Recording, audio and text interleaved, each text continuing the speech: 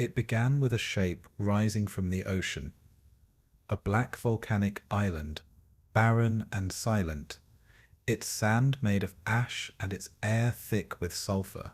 From a distance, it was little more than a jagged scar on the Pacific, just 8 square miles of rock and fire. But beneath its surface lay tunnels carved into the earth, chambers reinforced with steel and concrete, and soldiers who had sworn to fight until their last breath. The island was Iwo Jima, a fortress born from lava, guarded by men who believed they were the last line of defense for their homeland. And the battle that was about to unfold on its blackened shores would become one of the most brutal, suffocating, soul-breaking battles of the entire Second World War. This is the entire Battle of Iwo Jima, the volcanic crucible where strategy collided with sacrifice, where courage wrestled with despair, and where men fought not for victory, but for survival. For the United States, the war in the Pacific had been a slow and bloody climb, one island at a time, moving closer and closer to Japan. The capture of Saipan and Tinian had put American bombers within range of Tokyo, and soon the skies above Japan burned with firestorms. But those bombers needed escorts. They needed emergency airfields. They needed a stepping stone closer to the Japanese homeland. Iwo Jima was that stepping stone. It was close enough for fighters to reach, close enough for damaged bombers to land, close enough to tear a hole in Japan's shrinking defensive perimeter, and so the island became a strategic obsession, a place no larger than a small town, yet critical enough to justify tens of thousands of lives. The defenders of Iwo Jima were ready. Under the command of General Kuribayashi, a leader unlike any Japan had sent into battle before, an astonishing transformation took place. He knew that the Americans possessed overwhelming firepower, battleships, carrier planes, artillery that could shatter concrete. But he also knew that courage could not stop steel. So instead of defending the beaches, he built a world underground, tunnels stretched for miles. Machine gun nests were camouflaged beneath rock. Mortar pits were hidden within caves. Every ridge, every bunker, every inch of volcanic soil was fortified. His strategy was simple. Inflict such horrific losses that the United States would hesitate before invading Japan itself. He issued one final order to his men. You are not allowed to die until you have killed 10 of the enemy. On February 19th, 1945, the sea began to rumble. Battleships formed a wall of iron. Aircraft carriers launched waves of fighters. The largest naval bombardment of the Pacific began. Shells exploded against the volcanic cliffs. Flames rose into the sky, and the island shook like a living thing. Marines aboard the transports believed nothing could survive. They were wrong. When the bombardment stopped, silence fell, the silence of an island waiting.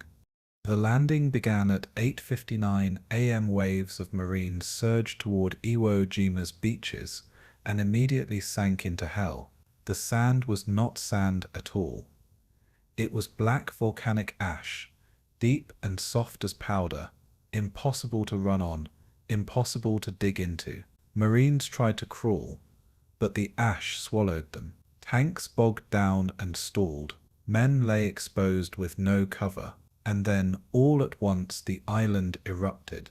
Machine guns opened up from invisible slits in the cliffs. Mortars rained down from hidden pits. Artillery shells screamed from the summit of Mount Suribachi. It was as though the island itself had come alive and was spitting fire.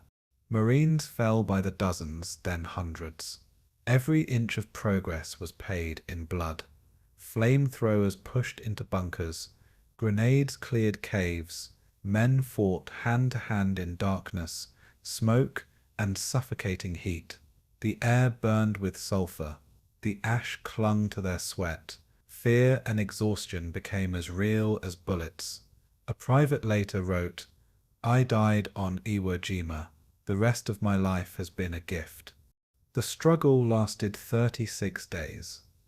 On the fourth day, a group of Marines reached the summit of Mount Suribachi. What happened next became legend. A flag raised against the wind, captured in the iris of a camera and burned into history. It was not the end of the battle. It was not even the beginning of the end. But for a moment, amid death and chaos, hope stood against the sky. Below the summit, the real fight raged on. In the northern part of the island, Japanese strongpoints were so concealed that Marines sometimes fought an entire day against a hill without realizing the defenders were underground, untouched. The tunnels were narrow, dark, and suffocating. Flamethrowers roared into openings. Explosions sucked oxygen from the air. The stench of burned earth, oil, and flesh lingered everywhere. Men aged years in hours. By the time the island was declared secure, nearly 7,000 Marines were dead and more than 19,000 wounded. Japanese losses were nearly total. Fewer than 200 defenders were taken alive. The rest died where they had sworn to die, in their tunnels, at their guns, beneath their flag. And yet, a legacy remained. In the months that followed, more than 2,000 damaged B-29 bombers made emergency landings on Iwo Jima, saving the lives of more than 24,000 airmen. Those Marines who died on that black volcanic rock did not die for nothing. Today, Iwo Jima is silent. The tunnels have collapsed. The guns are gone. But on that black sand, beneath the shadow of Mount Suribachi, the wind still carries the memory of men who walked into fire because someone had to. Tonight we return to that volcanic hell, to the ash, the tunnels, the smoke, the screams, and the moment when a flag lifted, not a victory, but a promise. This is the entire battle of Iwo Jima, the island of sulfur, sacrifice, and immortal courage. Before we begin, tell me, where in the world are you tuning in from, and what time is it for you tonight? Are you somewhere safe, far from the roar of surf and artillery, or can you almost feel the volcanic wind against your face as history rises once more? Wherever you are, take a deep breath, settle in, and let me know. I'd love to hear where in time and place you're joining us from tonight. November 7th, 1944. A conference room in Guam, thick with cigarette smoke, and the weight of decisions that will cost thousands of lives. Navy planners stand around a map table, pointing at a tiny speck in the Pacific Ocean, 8 square miles of volcanic rock, halfway between the newly captured Marianas and the Japanese home islands. One admiral dismisses it with a wave of his hand. Worthless volcanic ash, no resources, no strategic value. The others nod in agreement. They have no idea they're looking at the location of the bloodiest battle in Marine Corps history. 660 miles south of Tokyo, 625 miles north of Saipan. Iwo Jima sits at the exact mathematical midpoint that will transform it from insignificant rock to essential real estate. But on this November afternoon, American strategists see only problems. The island has no fresh water, no natural harbor, no civilian population to liberate. Its 2 airfields are small, poorly positioned, constantly battered by American bombers. Every strategic calculation says to bypass it, ignore it, let it wither. Yet within 3 months, 70,000 Marines will storm its beaches. The mathematical horror reveals itself gradually. By late 1944, B-29 superfortresses are flying from the Marianas to bomb Japan's industrial heartland. These missions cover 1,300 miles each way, the longest combat flights in aviation history. The bombers fly without fighter escort because no fighter has the range. They fly without emergency landing sites because there's nothing between Saipan and Japan except ocean.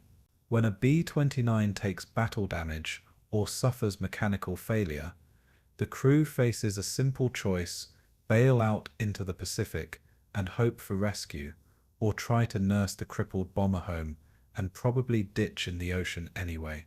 2,251 airmen have already been lost this way. Lieutenant Raymond Mallow understands this arithmetic intimately. December 9th, 1944. Returning from a raid on Tokyo, his B-29's No. 3 engine is trailing fire.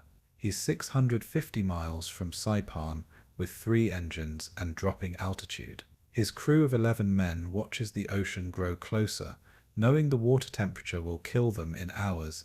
Even if they survive the ditching, they don't make it. The superfortress hits the water at high speed, breaks apart, and takes all 11 men to the bottom. There will be no recovery, no funeral, no body to send home. Just 11 families receiving telegrams that begin with "We regret to inform you." Across that same ocean, on that same insignificant island, a Japanese general steps off a transport ship and into volcanic ash that immediately fills his boots. Lieutenant General Tadamichi Kuribayashi is 53 years old, a former military attaché to the United States, a man who has walked the streets of Washington and understands American industrial power better than almost any officer in the Japanese military. He knows this war is already lost. He knows he will die on this island. His orders are explicit: defend Iwo Jima to the last man.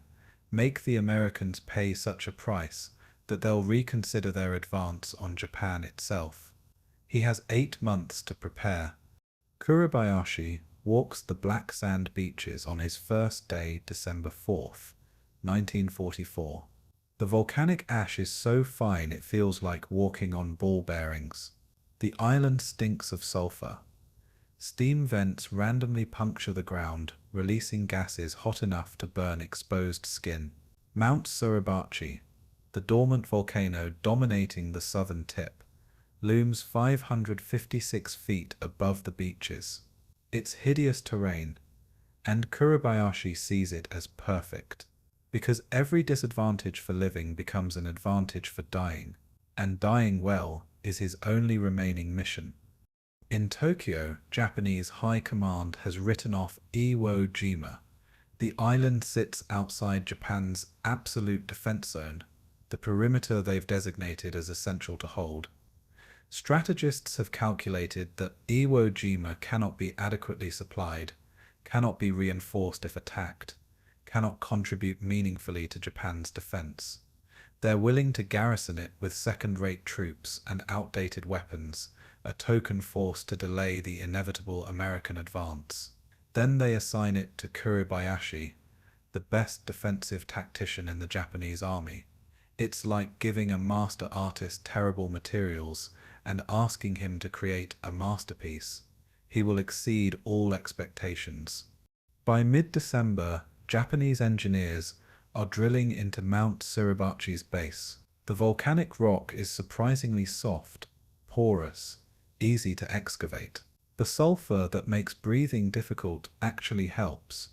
It preserves timber supports, prevents rot in the humid environment. They begin with simple caves, then expand into tunnels, then into a network. Kuribayashi's vision is audacious. Turn the entire island into a fortress with positions so deeply buried that no bombardment can reach them. Make every cave interconnected so troops can shift positions without exposing themselves. Store enough ammunition and supplies to fight for months. Force the Americans to kill every defender individually in close combat, where their advantages in firepower become meaningless. American intelligence officers studying reconnaissance photos have no idea this construction is happening. They count visible bunkers, 600 by January 1945. They note the 2 completed airfields and a third under construction. They estimate garrison strength at 13,000 to 14,000 troops, mostly low-quality naval infantry. Every assumption is catastrophically wrong.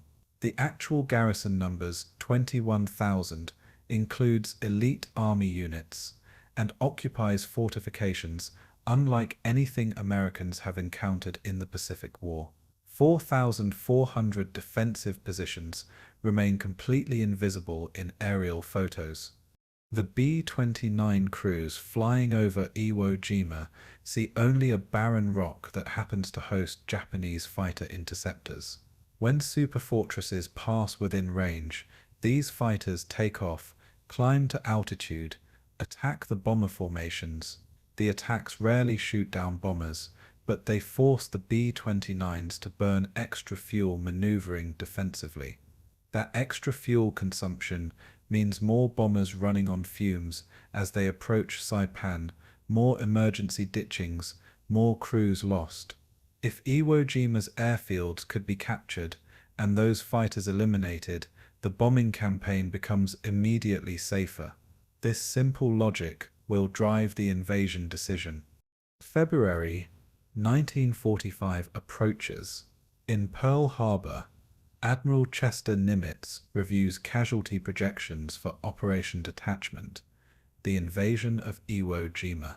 His staff estimates 5 to 7 days of combat. Total casualties projected between 7,000 and 8,000, with perhaps 1,500 killed. These numbers are based on recent experience at Tarawa, Saipan, Tinian Islands that were fortified but fell within days once Americans established beachheads. Nobody on Nimitz's staff has encountered anything like what Kuribayashi is building. Nobody has imagined a defense designed not to stop the Americans at the beach, but to bleed them in the interior.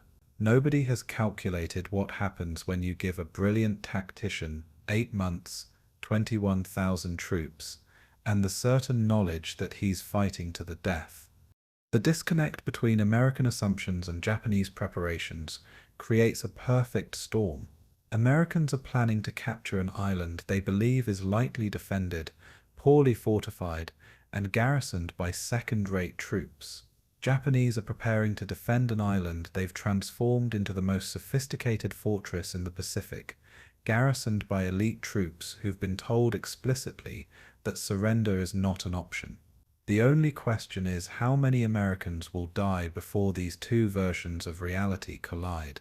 Kuribayashi has calculated his answer: every Japanese defender will kill at least 10 Americans before dying.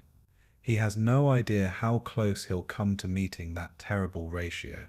Back in that conference room in Guam, November 1944, the decision is made. Iwo Jima will be invaded. The island that shouldn't matter suddenly matters more than almost anywhere else in the Pacific. 70,000 Marines will assault 8 square miles of volcanic rock. They'll be supported by the largest naval force assembled for a Pacific Island campaign. 800 ships, including battleships, cruisers, carriers, destroyers. They'll have total air superiority, unlimited ammunition, complete logistical support. And none of it will matter as much as everyone assumes. Because in war, the defense that refuses to be seen can't be killed. And Kuribayashi's men are about to disappear underground. The island that shouldn't matter is about to matter more than anyone imagined. The battle that should last 5 days will stretch to 36. The casualties projected at 8,000 will exceed 26,000. And when it's over, military historians will still be arguing whether those casualties purchased anything worth the price. But that's February, March, April 1945. Right now, in November and December 1944, everyone still believes this will be simple. The Marines will land, the Japanese will fight, the Americans will win quickly. It's happened that way on every island so far. Iwo Jima will be different. Iwo Jima will be hell on earth. The volcanic ash that fills Kuribayashi's boots on his first day will soon be mixed with blood. The steam vents that burn careless soldiers will seem gentle compared to flamethrowers. The tunnels being carved into Mount Suribachi will become tombs for thousands. And somewhere in the Marianas, B-29 crews are preparing for missions that will take them over that insignificant island, unaware that their survival might soon depend on capturing it. The mathematics of death are being calculated simultaneously on both sides of the Pacific. Nobody's numbers are correct. The reality will be worse than anyone dares imagine. June 20th, 1944. A conference room on Iwo Jima. Newly arrived Lieutenant General Tadamichi Kuribayashi, facing 30 Japanese officers who expect him to tell them how they'll die gloriously. Instead, he tells them they're forbidden to die gloriously. Silence descends like a physical force.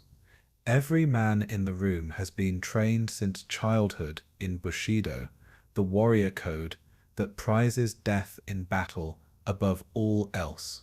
They've been told their entire military careers that the ultimate honor is dying while charging the enemy, sword raised, screaming loyalty to the emperor. Kuribayashi looks at these men and says, "No more banzai charges, no water's edge defense. Every man will kill 10 Americans before dying. That is your duty." The shock is absolute. Traditional Japanese defensive doctrine is simple. Meet the enemy at the beach with overwhelming firepower, launch immediate counterattacks to destroy the beachhead, and when defeat becomes inevitable, launch a final glorious banzai charge to kill as many enemies as possible before dying. This approach has failed repeatedly.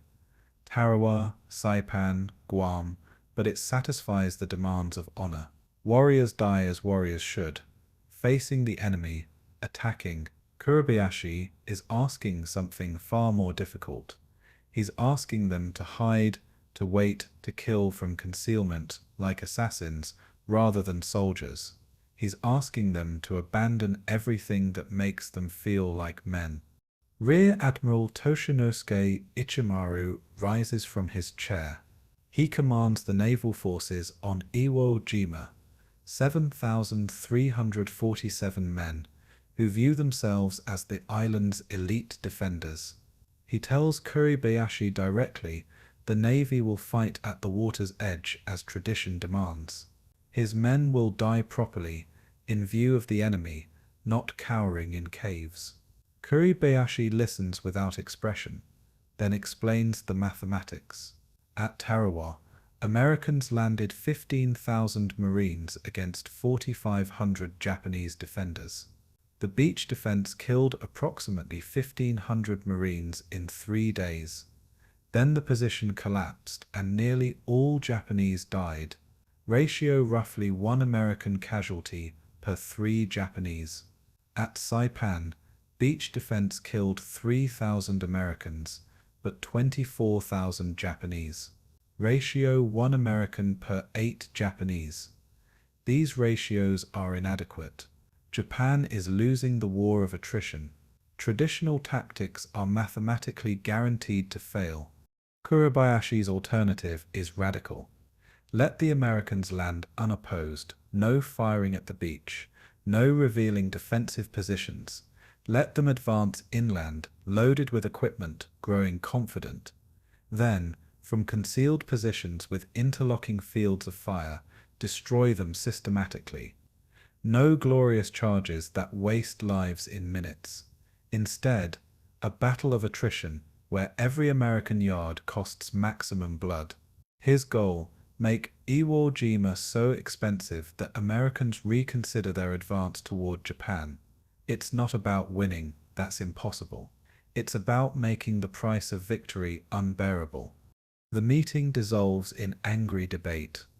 Colonel Takichi Nishi, a 43-year-old tank commander who won Olympic gold in equestrian events in 1932, represents the divided soul of Kuribayashi's officer corps. Nishi is famous, has traveled worldwide, understands Western thinking.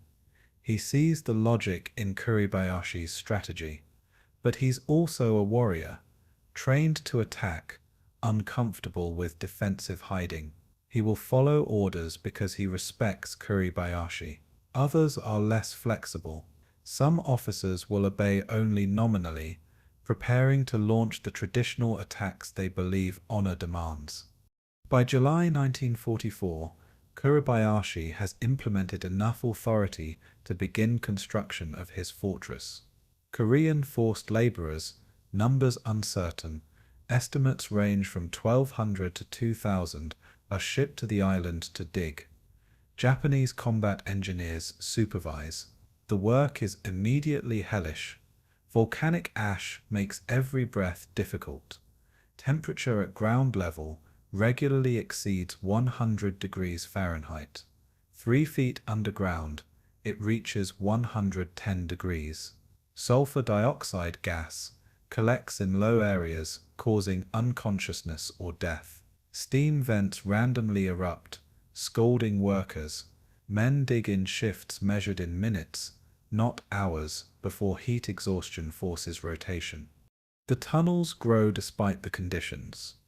Engineers discover that Mount Suribachi's volcanic rock is porous, relatively soft, easier to excavate than expected.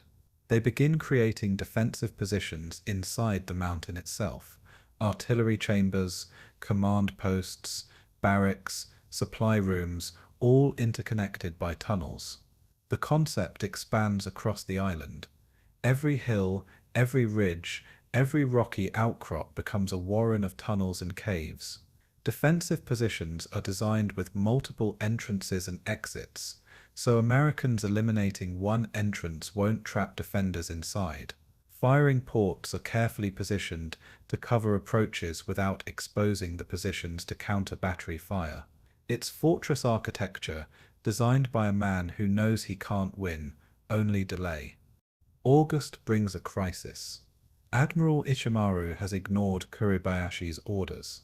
Naval personnel are building traditional beach defenses, bunkers, pillboxes, artillery positions at water's edge. They're preparing to fight the battle. Ichimaru believes honor demands, not the battle Kuribayashi's strategy requires. Kuribayashi faces a choice: force the issue and risk mutiny, or compromise. He chooses compromise. The Navy can build limited beach defenses, but the Army will build the real defense in depth. Two philosophies will coexist. This compromise will save American lives on D-Day, because beach positions will be fewer than in traditional defenses, and will cost American lives later, because resources split between strategies weaken both. September and October 1944. See the fortress take definitive shape. 361 artillery pieces of various calibers are positioned across the island. Many are placed in caves with rails, allowing crews to roll guns forward to firing ports. Fire, then pull back into protection before counter-battery fire arrives. Telephone wire runs through the tunnel networks, creating communications between positions. Supply caches are distributed throughout: ammunition, food, water, medical supplies, so no single American advance can cripple the entire defense. Kuribayashi personally inspects positions, rejecting any that offer only glorious death without tactical benefit. He's building a machine designed for one purpose: killing Americans efficiently. The 109th Division arrives in July. 13,586 Army troops, elite infantry, from Japanese garrisons across the Pacific. These are experienced soldiers, not the second-rate garrison troops American intelligence will assume defend the island.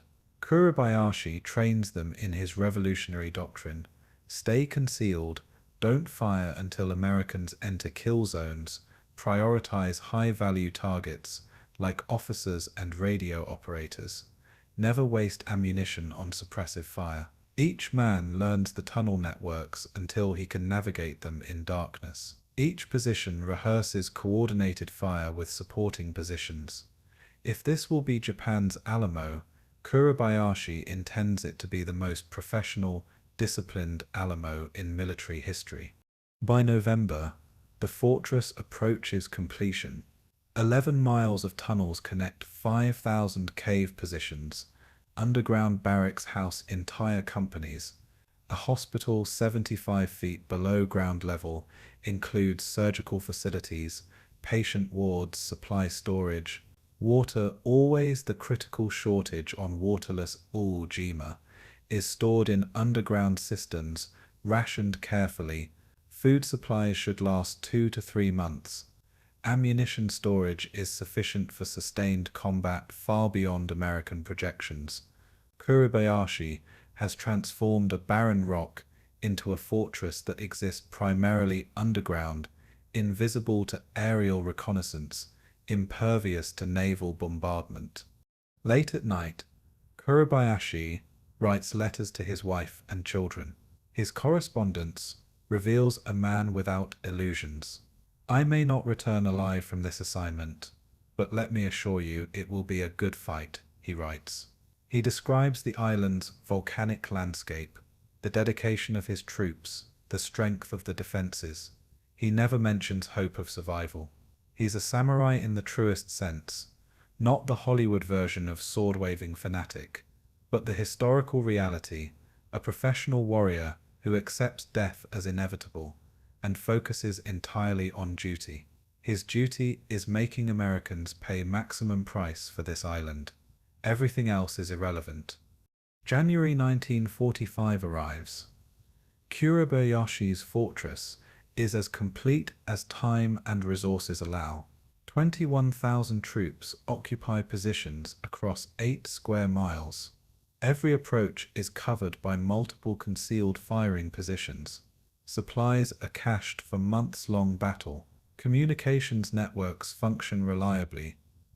The troops are trained, disciplined, prepared for the fight of their lives. American intelligence believes the island holds 13,000 poorly trained defenders in visible fortifications that will collapse under bombardment. The gap between perception and reality is vast. On February 19th, when Marines land, they will enter that gap, and the gap will consume them. Kuribayashi climbs Mount Suribachi one final time before the battle begins. From the summit, he can see the entire island, black volcanic beaches where Americans will land, the central plateau where the main fighting will occur, the rocky northern ridges that will be his final redoubt. He knows the terrain intimately now. Every cave, every tunnel, every field of fire. He's done everything possible with the resources and time available. His troops are ready. His defenses are as strong as human effort can make them. Now comes the waiting. The Americans are gathering in the Marianas, 70,000 Marines, 800 ships, unlimited ammunition. They're coming. And when they arrive, this barren volcanic rock will become the most contested real estate on Earth. Kuribayashi descends the mountain to his command bunker. He will never climb Suribachi again. The next time Americans stand on that summit, he'll be underground directing the slaughter. August 3rd, 1944. Inside Mount Suribachi, 130 degrees Fahrenheit. Sergeant Takeshi Kawaguchi can barely breathe through his gas mask as he swings a pickaxe at volcanic rock. Each impact sends shockwaves through his arms. Sweat pours from every inch of his body. Behind him, 3 other soldiers shovel the broken rock into baskets, which Korean laborers carry to the surface. They're 3 levels deep now, 40 feet inside the mountain, expanding a natural cavern into a defensive position that will hold an entire company. In 5 minutes, they'll rotate out. Another crew will take over. The work never stops. The mountain is being hollowed out. The volcanic rock of Iwo Jima presents paradoxes. Above ground, it's hell. Sulfurous, hot, hostile to life. Underground, it's surprisingly workable. The porous volcanic stone yields to picks and shovels more easily than solid granite would. Natural caverns riddle the island's subsurface, created by ancient lava flows. Japanese engineers survey these caverns, mapping them, then connect them with human-cut tunnels. What begins as opportunistic use of existing spaces evolves into deliberate architecture. By October 1944, engineers are designing positions specifically for defensive advantage, artillery chambers positioned to fire through narrow ports without exposing the guns, barracks placed deep enough to survive any bombardment, command posts with multiple escape routes. The engineering challenges are extraordinary. Temperature is the first enemy, 3 feet below surface. Ground temperature reaches 110 degrees Fahrenheit. 10 feet down, it exceeds 120 degrees. The deeper the tunnels go, the hotter they become. Engineers solve this by creating ventilation shafts, narrow vertical tunnels that allow hot air to rise and marginally cooler surface air to circulate. It's inadequate for comfort but sufficient for survival. Men working the deepest tunnels rotate every 15 to 20 minutes. Stay longer and heat exhaustion guarantees collapse. Sulfur dioxide is the second enemy. Random pockets of volcanic gas permeate the island's subsurface. When picks break through into these pockets, gas floods the work area. Men without gas masks lose consciousness within seconds. Even with masks, extended exposure causes respiratory damage. The solution is brutal. When gas pockets are detected, engineers seal that tunnel section and reroute. The island is large enough to accommodate multiple tunnel networks. Any section that proves too toxic to work gets abandoned. The result is a warren that avoids the worst gas concentrations, but remains permeated with lower-level sulfur that makes every breath burn. Korean forced laborers bear the worst of this construction. Numbers are uncertain. Japanese records are incomplete, but estimates suggest 1,200 to 2,000 Korean men were shipped to Iwo Jima between June and December 1944. They received the most dangerous assignments, digging in unproven areas where gas concentrations are unknown, working in sections where sealing stability is questionable, expanding caverns where rock might collapse. Their casualty rate is never recorded. When a Korean laborer dies in a cave-in or from gas exposure, his body is buried in the tunnel he was digging. The island's foundation contains their bones. By September, the tunnel networks have grown sophisticated enough to require electrical lighting. Generators are positioned in main chambers, wired through the tunnels, powering light bulbs at major junctions. The effect is surreal. Walking through volcanic rock, surrounded by heat and sulfur, under electric lights, like an industrial mine. Command posts get telephone connections. Artillery chambers get rail systems, steel rails bolted to stone floors, allowing wheeled gun carriages to roll forward to firing ports, fire, then withdraw before American counter-battery fire arrives. What began as crude caves is becoming an underground military base. The scale exceeds anything attempted previously in the Pacific War. By November 1944, Iwo Jima's tunnel network extends 11 miles, nearly twice the island's surface length. 5 levels of depth exist in some areas: surface bunkers, first subsurface level at 10 to 15 feet, second level at 30 to 40 feet, third level at 50 to 60 feet, deepest positions at 75 feet below ground. American battleships will fire 14-inch shells that penetrate 30 feet of earth. They won't reach the deepest positions. That's intentional. Kuribayashi has calculated penetration depths for every weapon Americans might use. His critical facilities, command posts, hospitals, main supply caches, are positioned below effective bombardment depth. 5,000 defensive positions eventually occupy this underground fortress. They range from simple rifle pits with overhead cover to elaborate artillery bunkers housing 75mm guns.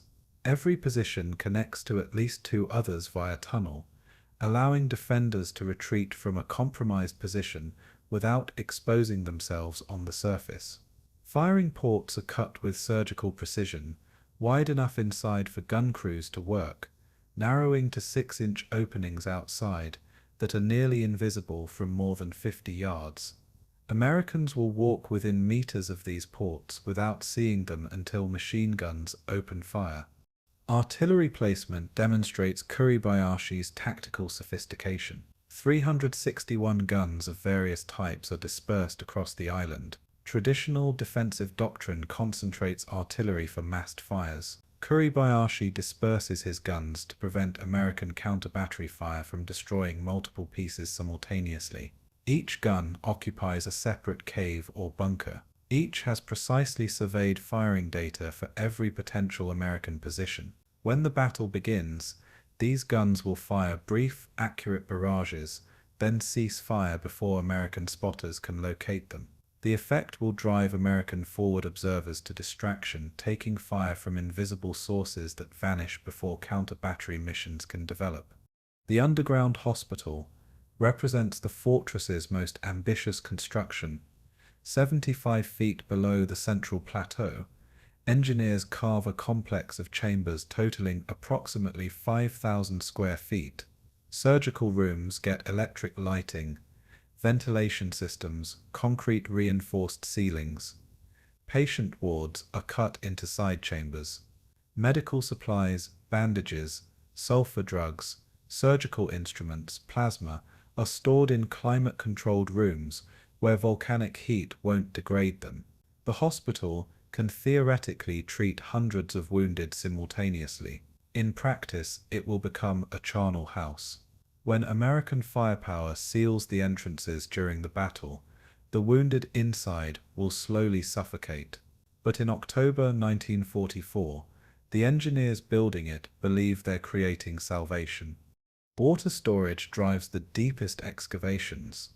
Iwo Jima has no natural fresh water. Every drop must be shipped from Japan or caught as rainwater. This fundamental limitation shapes the entire defense.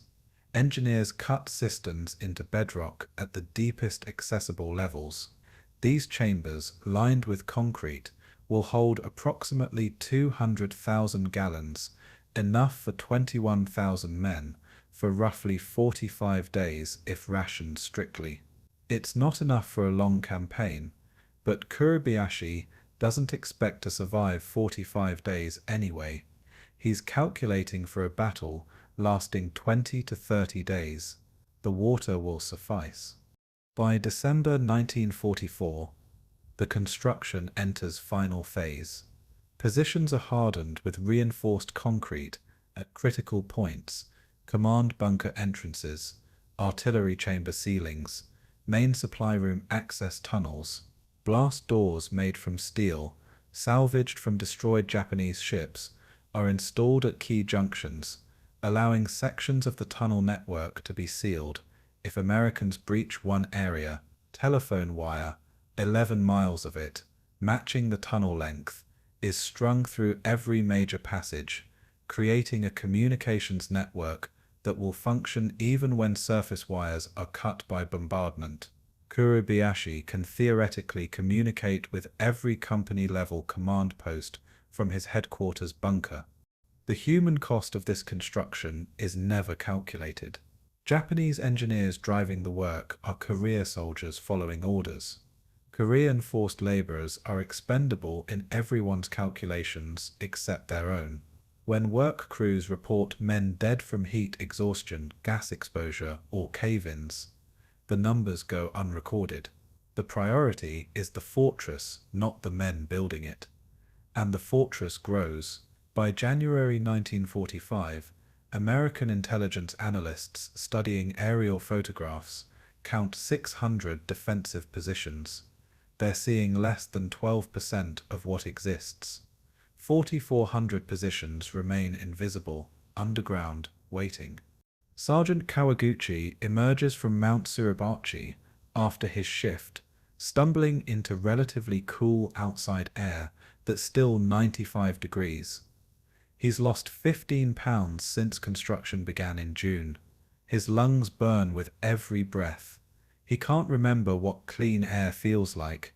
Around him, hundreds of other soldiers and laborers emerge from dozens of tunnel entrances, black with volcanic dust, soaked with sweat. They've built something unprecedented. A fortress that exists primarily below ground, a defensive network designed to survive any bombardment and inflict maximum casualties on attackers. They've also built their own tomb. Kawaguchi knows this. Every man knows this. The tunnels they're carving into volcanic rock will become their graves.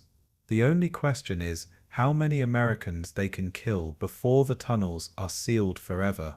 Kuribayashi's answer: 10 Americans for every Japanese defender. The tunnels make that terrible mathematics possible.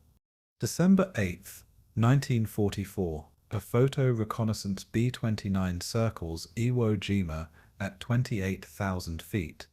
Cameras clicking every 2 seconds. Inside the aircraft, Lieutenant James Franklin watches the volcanic island scroll past through the bombardier's window. From this altitude, Iwo Jima looks like a pork chop, narrow at the south, where Mount Suribachi rises, widening toward the north, where rocky ridges terminate the island. Franklin counts visible bunkers, pillboxes, artillery positions. He marks them on a tactical map that will inform pre-invasion bombardment planning. By the time his mission ends, he's identified 600 defensive positions. He believes he's seen everything important. He's identified 12% of what exists. Intelligence analysts in Guam receive Franklin's photos and begin their assessment. They estimate garrison strength at 13,000 to 14,000 troops, mostly naval infantry of questionable quality. They note 2 completed airfields and a third under construction. They identify beach defenses that appear consistent with previous Pacific Island battles, pillboxes covering landing zones, artillery positions on high ground, likely concentrations of troops near beaches to defend the water's edge. Every assumption follows logically from previous battles. Every assumption is catastrophically wrong. The analysts have no framework for imagining what Kuribayashi has built, because no Japanese commander has built anything like it before. January 1945 brings escalating airstrikes. B-24, liberators from the Marianas, fly daily missions against Iwo Jima, dropping tons of bombs on visible positions. Pilots report excellent results. Direct hits on bunkers, ammunition dumps exploding, visible destruction across the island. What they don't see is the effect underground. Japanese troops shelter in the tunnels during raids, emerging after the bombers leave to repair surface damage. Most positions are too deep to be damaged by bombs. A 500-pound bomb penetrates approximately 15 feet of volcanic ash before exploding. Kuribayashi's critical positions are 40 to 75 feet down. The bombing campaign creates spectacular visual destruction while leaving the fortress fundamentally intact. February 16th arrives.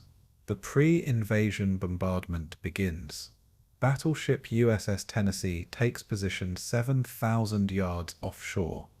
Her 9 14-inch guns elevated to maximum range. At 0600 hours, she opens fire. The sound is physically painful.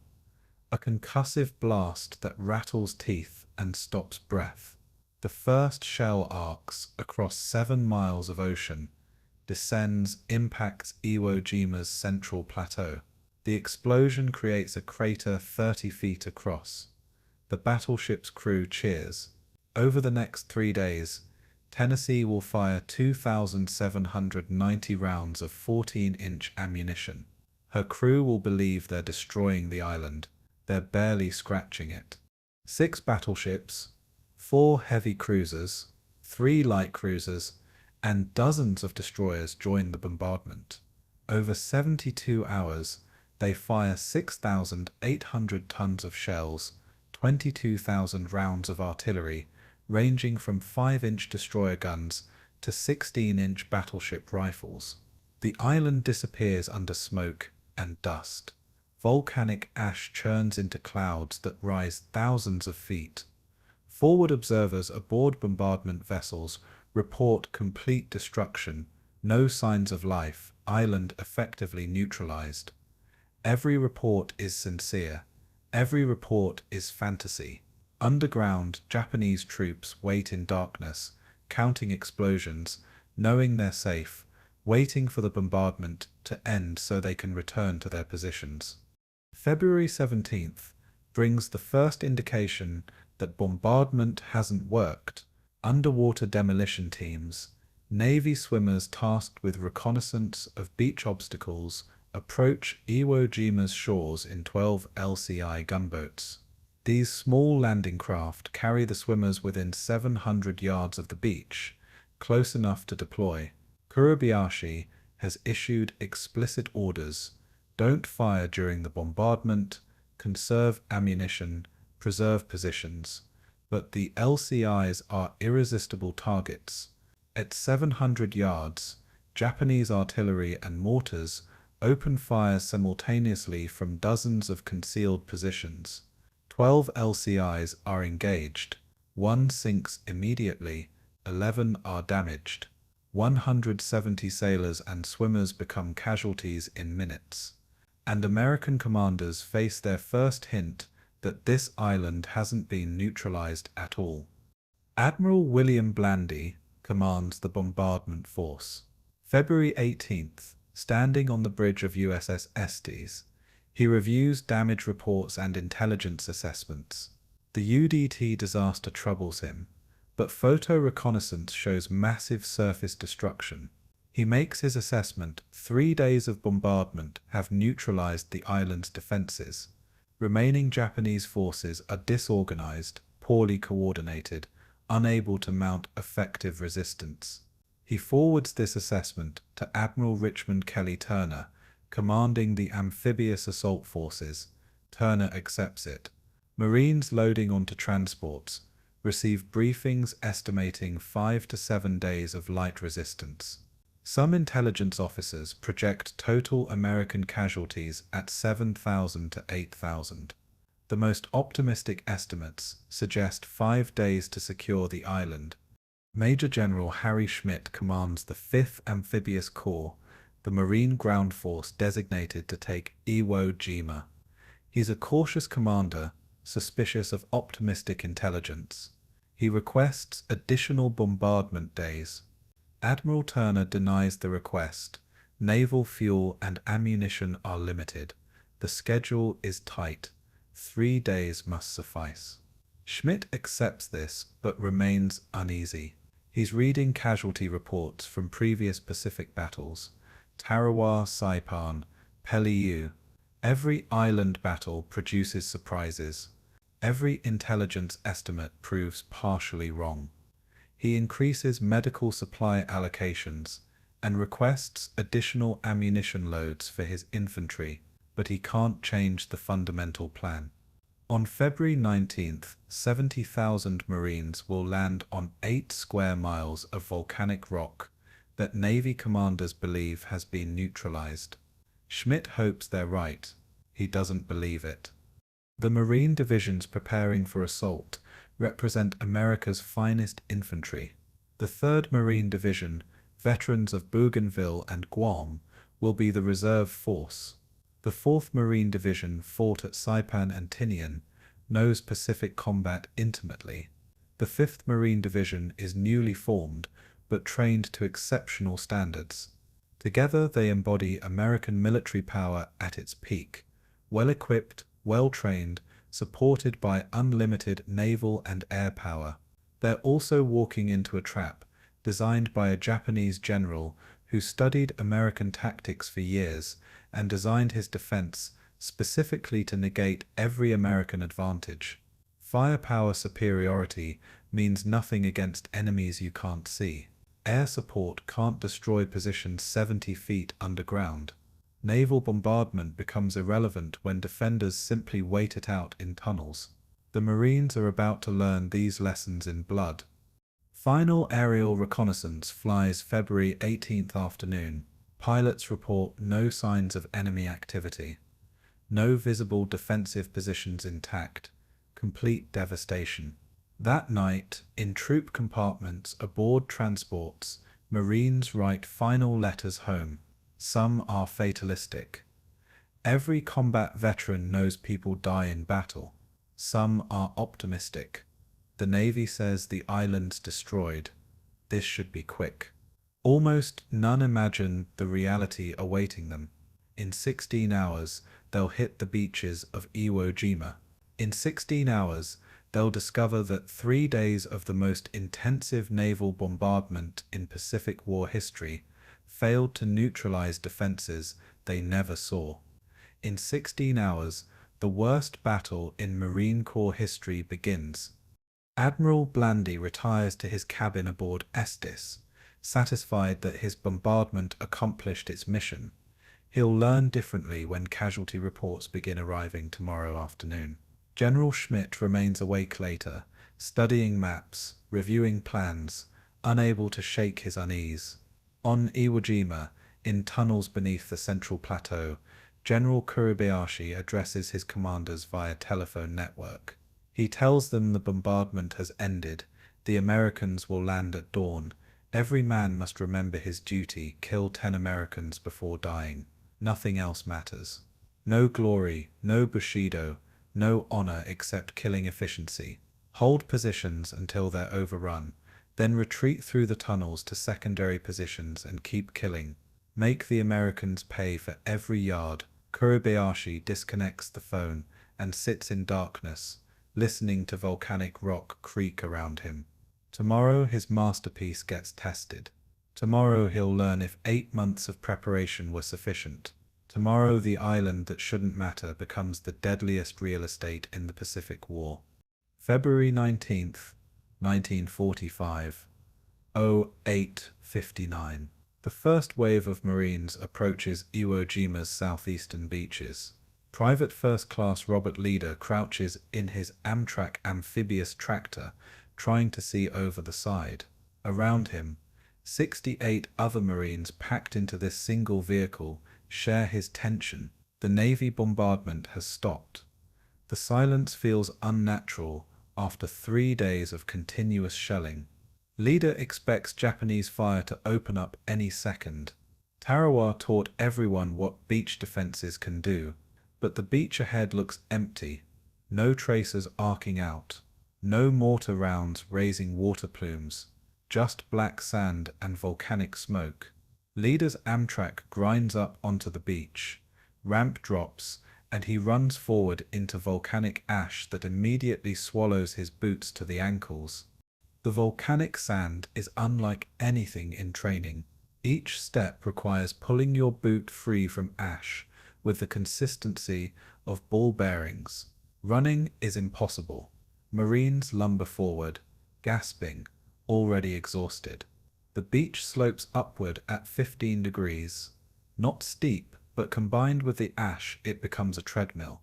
Ahead, a terrace rises 10 to 15 feet, volcanic geology creating a natural obstacle.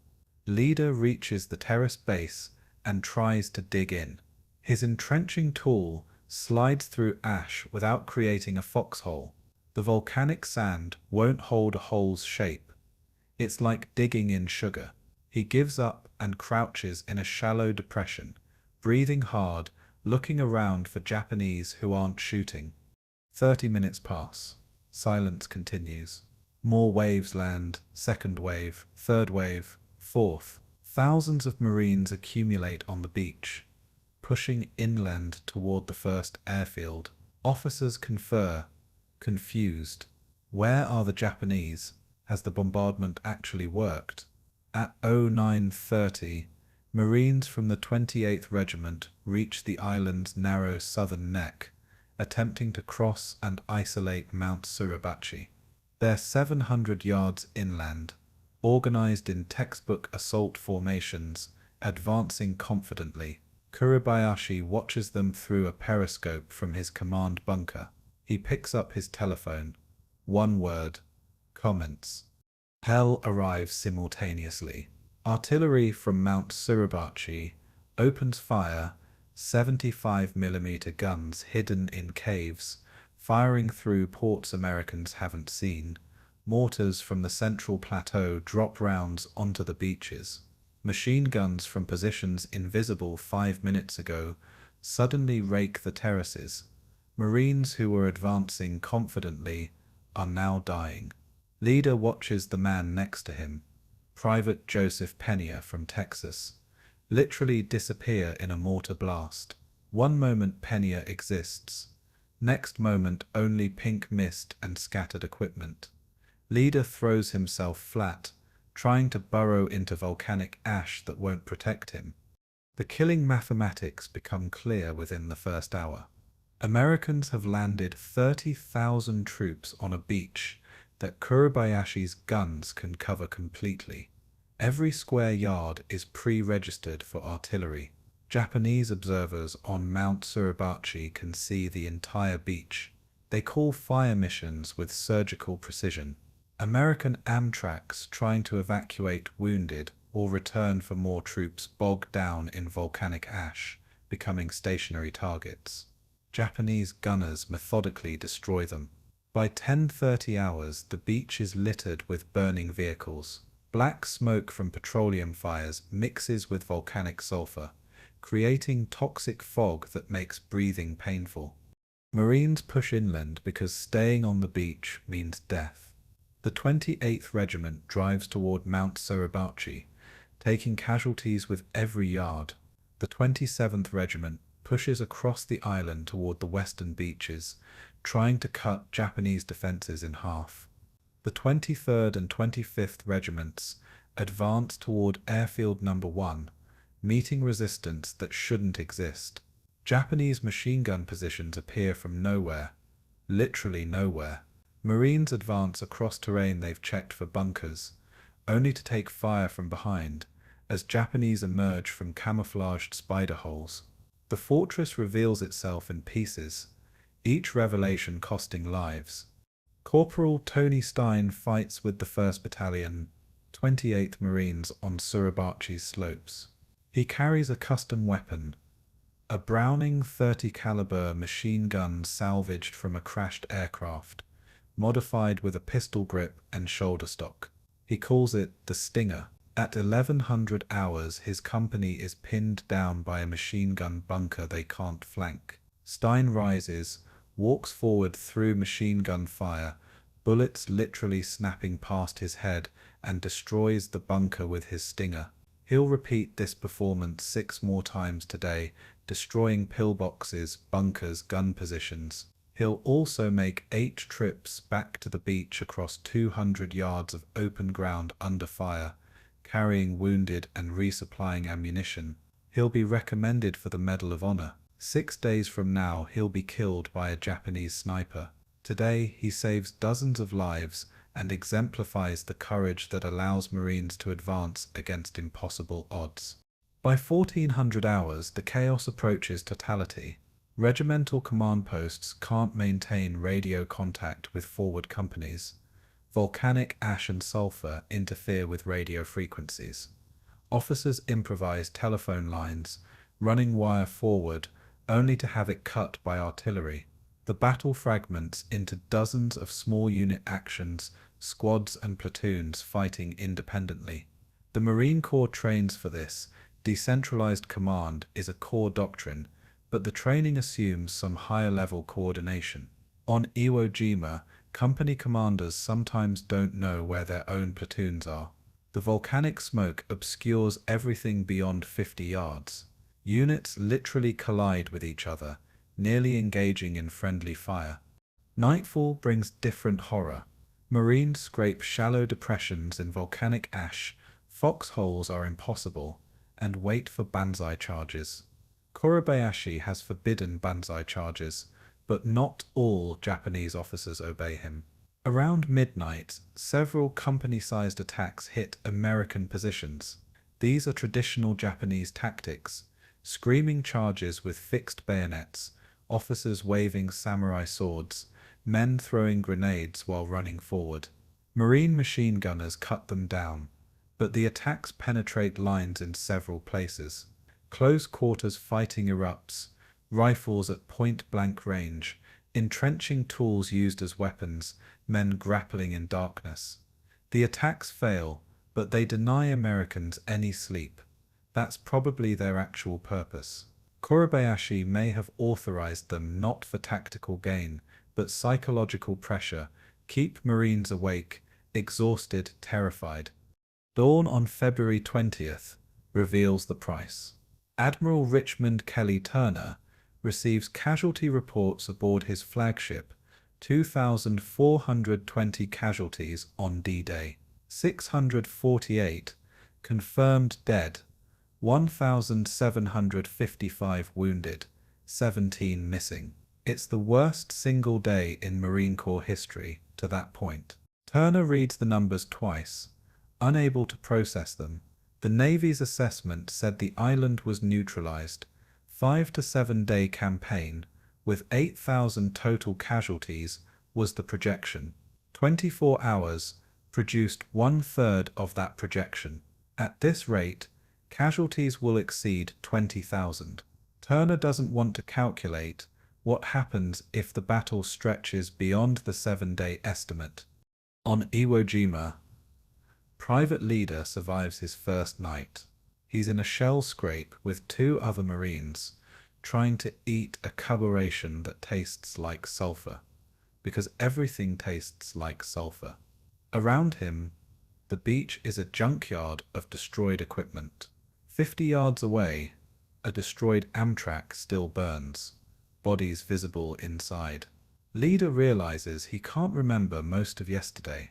Combat compressed time into a series of frozen moments.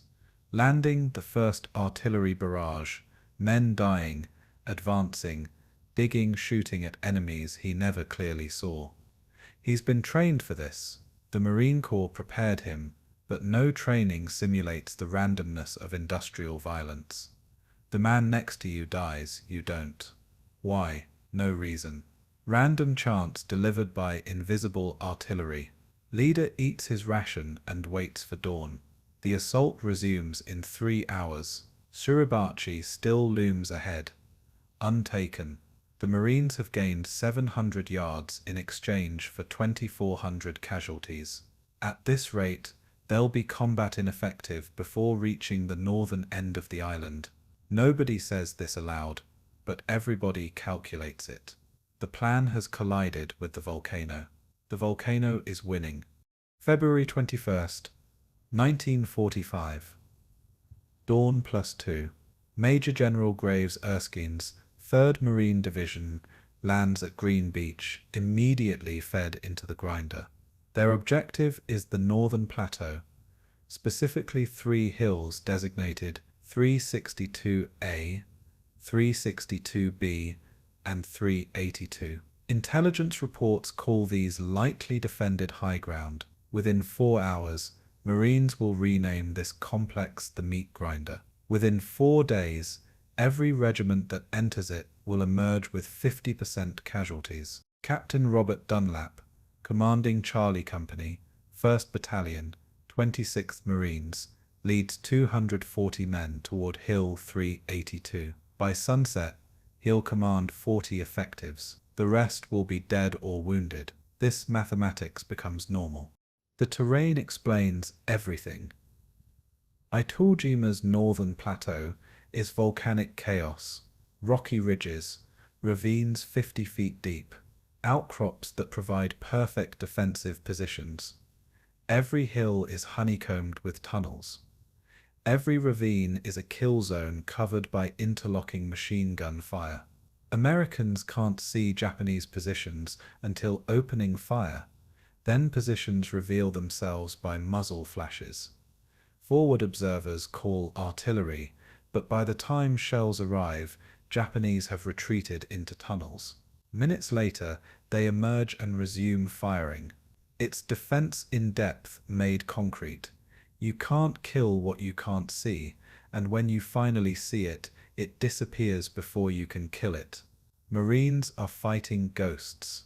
The mathematical horror becomes explicit. Dunlap's Charlie Company requires 2 full days to advance 150 yards uphill 382's slope. Casualties 200 men. Yards per casualty 0.75.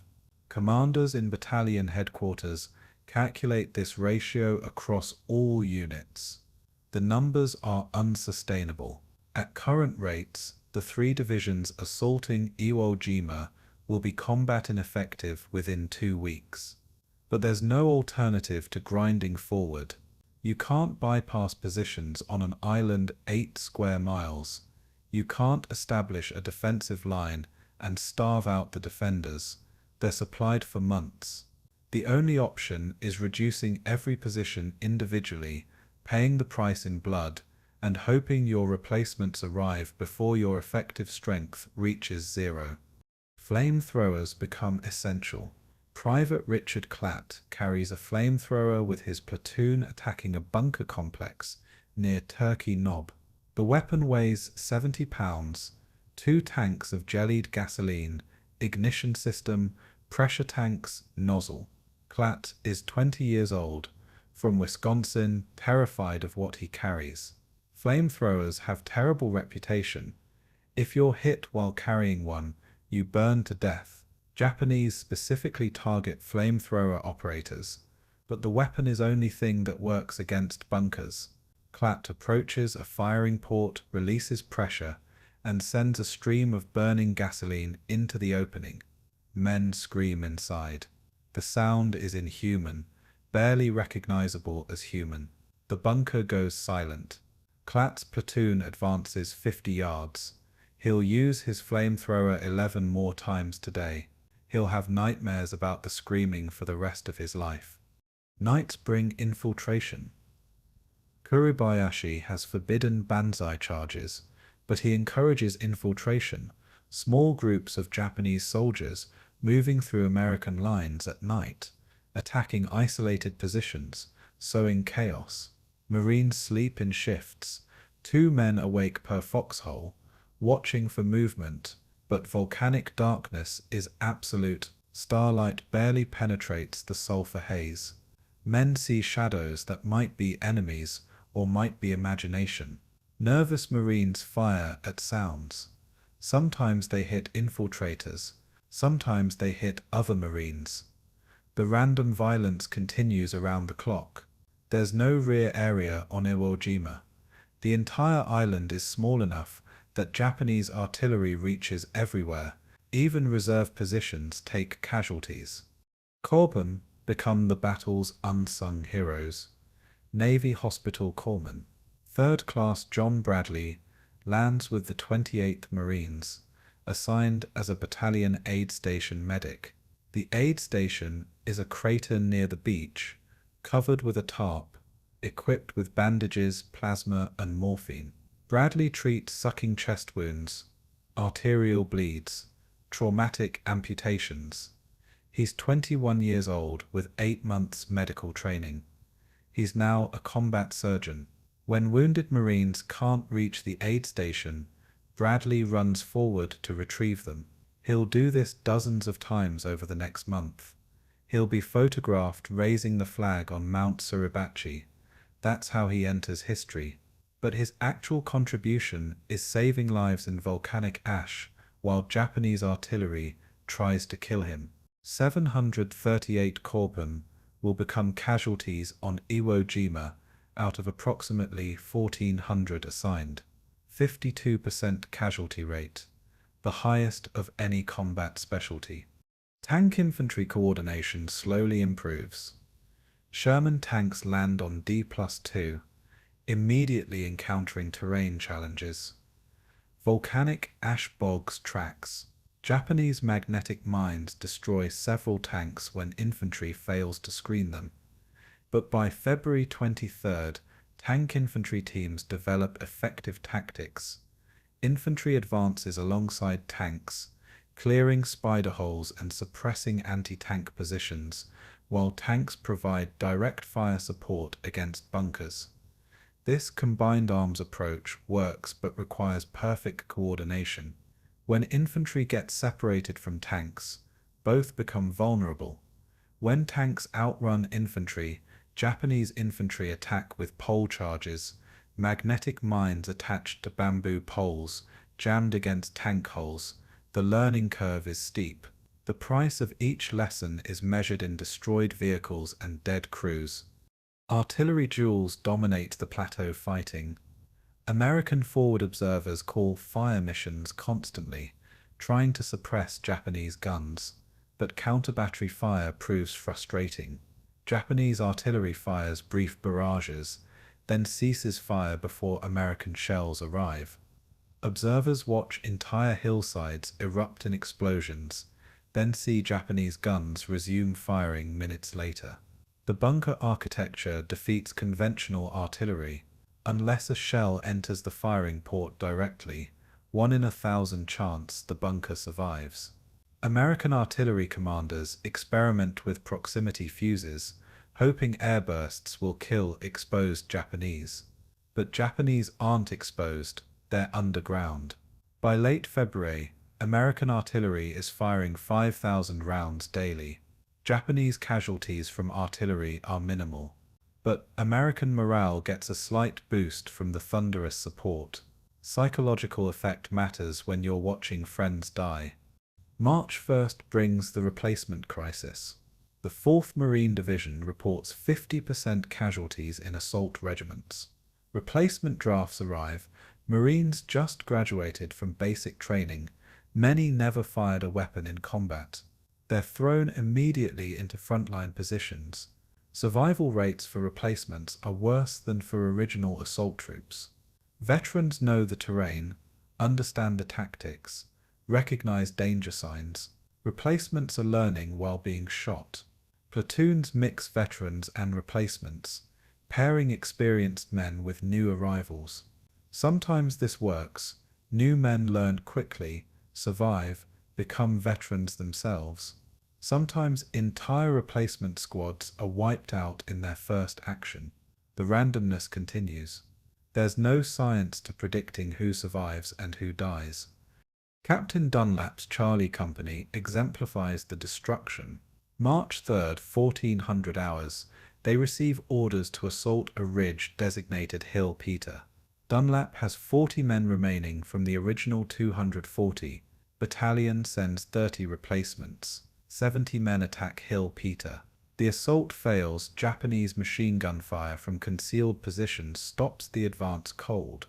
Dunlap calls for artillery, waits 30 minutes for the barrage, then attacks again. 15 more casualties. By nightfall, Charlie Company holds a toehold on Hill Peter's lower slope. 40 men effective. They've gained 80 yards in 12 hours. Tomorrow they'll resume the attack. The hill must be taken because it overlooks American positions. There's no strategic brilliance in this fighting. It's mathematical reduction. Every Japanese position must be eliminated. Elimination requires close assault. Close assault produces casualties. The calculus is simple and terrible. Medics treat wounds that training never covered. Blast injuries from artillery and mortars cause internal damage without external bleeding. Men walk around with ruptured organs, don't realize they're dying until they collapse. Volcanic ash in wounds causes infections that sulfur drugs can't treat. Flamethrower burns require specialized treatment unavailable on the island. Victims are evacuated to hospital ships if they survive long enough. Corpsmen improvise constantly. They use battle dressings designed for bullet wounds on shrapnel injuries that expose organs. They administer morphine to men with no hope of survival, providing mercy rather than medicine.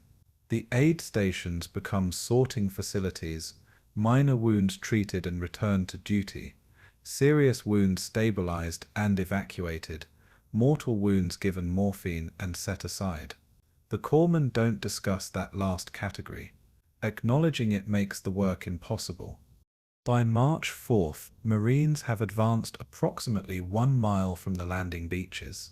7,000 casualties have purchased that mile. Another 11,000 casualties will purchase the remaining 2 miles to the northern coastline. Nobody calculates these numbers publicly. Speaking them aloud would be devastating. But commanders know, Generals Schmidt, Erskine, Rocky, and Cates, each command division's experiencing 50 to 60% casualties in assault regiments. They request replacements, receive whatever's available, and feed them into the grinder. There's no alternative except stopping the offensive, and stopping means letting Japanese artillery continue hammering American positions. The offensive must continue. The casualties must be accepted. The yards of blood must be purchased. Because the alternative, admitting the price is too high, is unthinkable, so the fighting continues. Men die for volcanic rock and mathematical abstractions called objectives, and slowly, yard by yard, the American advance grinds forward.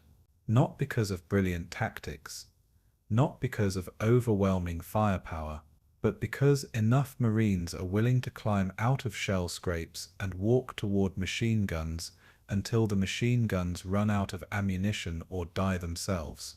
That's the reality of Iwo Jima. Industrial violence, mathematical horror, and the courage of men who know the odds and advance anyway. February 22nd, 1945. Sergeant Joseph Antonelli crouches behind a Sherman tank, watching a bunker that stopped his platoon for 3 hours. The bunker is invisible, firing port cut into volcanic rock, maybe 6 inches wide, impossible to see until machine gun fire streams out. He's called artillery. 20 rounds fell around the position. The bunker survived. He's tried suppressing fire. His entire platoon emptied magazines at the suspected location. The machine gun waited them out, then resumed firing. Now Antonelli tries something different. He signals Private Thomas Webb, who carries a flamethrower. Webb nods. The Sherman advances, machine gun fire bouncing off its armor. Webb follows in the tank's shadow. At 10 yards, the tank stops. Webb steps around it, aims his nozzle at the firing port, and releases burning napalm. The scream from inside the bunker is brief. Flamethrower fuel burns at 2,000 degrees Fahrenheit. Men don't scream long at that temperature. Antonelli's squad rushes forward while the bunker occupants are dying, throwing grenades through the firing port to ensure nobody survives. Then they're past, advancing another 20 yards before the next position opens fire. This pattern, tank provides cover, flamethrower kills bunker, infantry clears and advances, becomes doctrine, not because anyone planned it, but because desperation breeds innovation. The Marines are inventing new ways to wage war because the old ways don't work against Kuribayashi's fortress. Flamethrower technology evolves rapidly. Standard man-portable flamethrowers use gasoline mixed with rubber to create sticky fire. Range is 40 yards maximum, meaning operators must approach within grenade-throwing distance to be effective. By March 1st, Navy supply ships arrive carrying modified fuel, napalm, a jellied petroleum mixture that burns hotter, sticks better, shoots farther. Range increases to 75 yards with napalm. But the real breakthrough comes with flamethrower tanks. Sherman tanks modified with flame projectors, replacing main guns, arrive March 3rd. These Sippos carry 300 gallons of napalm, can project flame 150 yards, can sustain fire for 60 seconds. When Sippos approach bunker complexes, Japanese defenders face choices: burn to death or retreat through tunnels. Most retreat. That's acceptable. The Marines don't need to kill every defender in every position. They need to advance. Flamethrowers make advancement possible. Demolitions evolve similarly. Standard satchel charges contain 20 pounds of C2 explosive. Marines toss them into bunker entrances, detonate them, hope the explosion kills defenders inside. But many bunkers have multiple chambers connected by tunnels. The explosion kills men in the entrance chamber, Survivors retreat deeper. By late February, combat engineers are building 40-pound satchel charges, twice the standard weight, producing explosions that collapse tunnel sections. They also experiment with shaped charges. C3 explosive molded around metal cones, focusing blast energy directionally. Place a shaped charge against a bunker wall, detonate it, and the explosion punches through concrete and rock. It's improvised military engineering, born from necessity, refined through trial and error measured in lives. The corkscrew and blowtorch tactic emerges organically. Infantry identifies tunnel entrances around a defensive position. Engineers seal secondary entrances with explosives or bulldozed rock. Then they pump gasoline or explosives into the remaining entrance and ignite it. The underground explosion either kills defenders through overpressure and oxygen depletion or forces them to retreat to connected tunnel sections. Then infantry attacks those tunnel entrances. Repeat until the entire underground complex is reduced. It's siege warfare adapted for volcanic rock. It's also slow. Reducing a single complex can take days. But it works. Japanese casualty rates increase dramatically once Americans adopt systematic tunnel reduction tactics. Tank modifications become survival requirements. Sherman tanks arrive painted navy gray. Perfect for amphibious operations. Terrible for volcanic ash camouflage. Crews quickly cover their tanks with welded steel plates, salvaged from destroyed vehicles. These improvised armor additions stop small arms fire and shrapnel.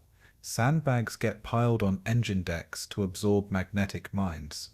Main guns receive new ammunition, beehive rounds packed with steel flechettes that turn 75mm guns into giant shotguns, effective against Japanese infantry at close range. By early March, every Sherman on Iwo Jima looks unique, festooned with extra armor sandbags, spare track sections, camouflage nets. They're ugly but effective. Tank crew survival rates improve noticeably.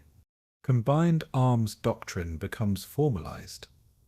A standard assault team in early March consists of 4 to 5 riflemen providing suppressing fire, 1 Browning automatic rifle operator for sustained fire, 1 flamethrower operator for bunker reduction, 1 demolitions man with satchel charges, 1 tank providing mobile cover and direct fire support, and 1 Amtrak if available for casualty evacuation. This 8 to 10 man team becomes the basic unit of maneuver. Larger operations are just multiple teams coordinating. The doctrine evolves not from manuals but from what keeps people alive. Marines who use these tactics survive more often. Survivors teach replacements. Tactics spread organically. Communication improvements prove critical. Early battle communications failed catastrophically. Radios stopped working in sulfur atmosphere. Telephone wire got cut by artillery. By late February, communicators switch radio frequencies to bands less affected by sulfur interference.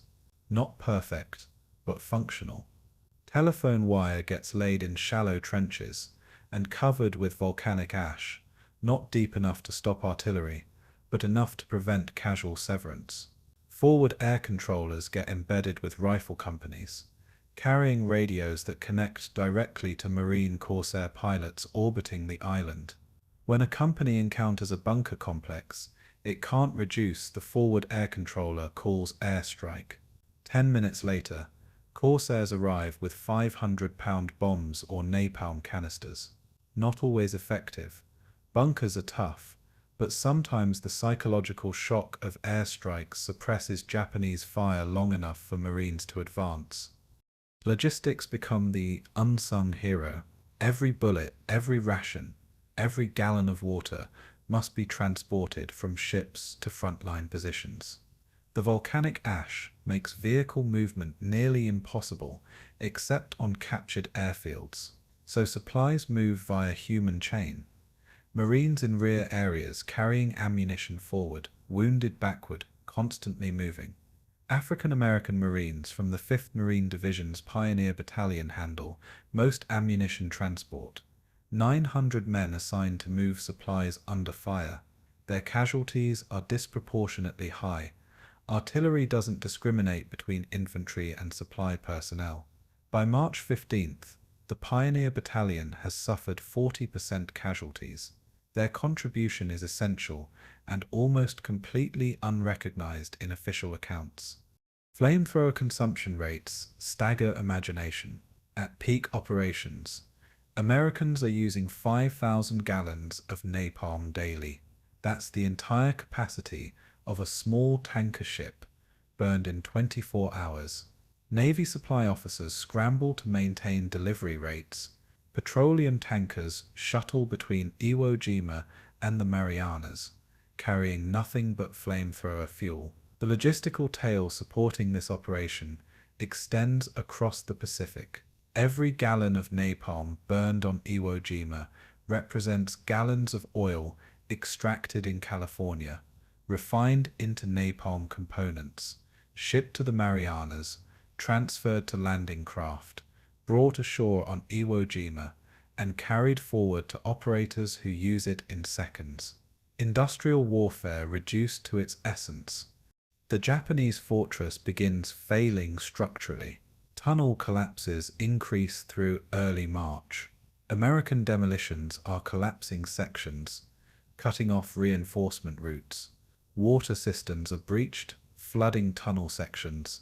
Ventilation shafts get blocked, making deep positions uninhabitable. Japanese defenders begin suffering from the fortress that was supposed to protect them. Survivors retreat to shallower positions or surface bunkers, where they're more vulnerable to conventional weapons. Kuribayashi's masterpiece is degrading, not from a single decisive blow, but from accumulated damage. Thousands of small actions, satchel charges, flamethrowers, bulldozers, artillery, slowly destroy what took months to build. Medical evacuation becomes highly organized. Battalion aid stations stabilize wounded, then transport them to beach evacuation points where LSTs, landing ship, tank, converted to floating hospitals provide surgery. Most severe cases get evacuated to Saipan within hours of being wounded. The speed of modern medical care is unprecedented. A Marine wounded on the northern plateau can be in a rear area hospital within 6 hours. This dramatically improves survival rates. World War I soldiers with similar wounds would have died from delayed treatment. World War II Marines survive because of rapid evacuation and antibiotics. The cost is measured differently, not in deaths but in shattered bodies that survive to face lifetime disabilities. Japanese casualties in sealed tunnels are estimated at 1,500 to 2,000 by mid-March. Men killed not by bullets, but by asphyxiation, dehydration, starvation, or carbon monoxide from their own firing positions. When Marines later explore cleared tunnel networks, they find rooms full of bodies, men who died in darkness, waiting for orders that never came, fighting a battle that was already lost. Some appear to have committed suicide rather than face slow death. Others simply died at their posts. The tunnel warfare creates casualties without combat, men eliminated by engineering rather than fighting. It's efficient but grotesque. By March 10th, Marine casualties exceed 18,000, but Japanese casualties approach 15,000, 70% attrition of the original garrison. The fortress is still fighting, but it's breaking. Kuribayashi knows this. He's lost communication with southern positions. Water supplies are critically low. Ammunition expenditure exceeds resupply. His remaining forces are concentrated in the northern plateau, occupying a shrinking perimeter. The mathematics he calculated 8 months ago are proving accurate. His troops are killing more than 10 Americans each before dying, but they are dying. The fortress is collapsing, and Kuribayashi faces his final decision: die in place or attempt one last counteroffensive. His orders remain unchanged: hold positions, kill Americans, survive as long as possible. There will be no glorious final charge, only sustained defense until death. That's the evolution Iwo Jima forces on both sides. Americans learn to kill efficiently, Japanese learn to die efficiently, and the volcanic ash drinks the blood of both. February 21st, 1945. Corporal Tony Stein runs across 200 yards of open volcanic ash, while Japanese machine guns track him with tracer fire. He's carrying Corporal Lloyd Aldrete, wounded in both legs, unable to walk. Bullets kick up ash around Stein's feet. One round tears through his utility jacket without hitting flesh. He doesn't slow down. He reaches the aid station, deposits Aldrete with corpsmen, then runs back toward his company's position. This is his third trip today. He'll make 5 more before nightfall. Each trip carries wounded Marines from forward positions to safety. Each trip crosses ground under continuous observation and fire. Stein survives by speed, luck, and whatever makes some men immune to fear. In 8 days he'll be killed by a sniper. Today he saves 11 lives. Stein's primary weapon is extraordinary. Before the invasion, he salvaged a .30 caliber Browning machine gun from a wrecked Navy fighter aircraft. With a ship's metalworker, he modified it, added a pistol grip, improvised a shoulder stock from metal tubing, adapted the belt feed mechanism. The result weighs 30 pounds, portable but barely, and fires 600 rounds per minute. Stein calls it the Stinger. His platoon calls it Salvation. When they're pinned down by Japanese bunkers, Stein advances alone with the Stinger, firing from the hip, suppressing enemy positions long enough for his squad to maneuver. He destroys 6 pillboxes on February 21st alone. His Medal of Honor citation will describe extraordinary heroism and conspicuous intrepidity. The citation doesn't capture the reality. A 23-year-old toolmaker from Ohio, terrified but functional, doing what needs doing because nobody else can. Private Douglas Jacobson's day comes February 26. His unit, 3rd Battalion, 23rd Marines, attacks fortified positions near the base of Hill 382. At 0900 hours, their advance stops cold against a bunker complex. Jacobson's squad leader is killed. The platoon sergeant is wounded.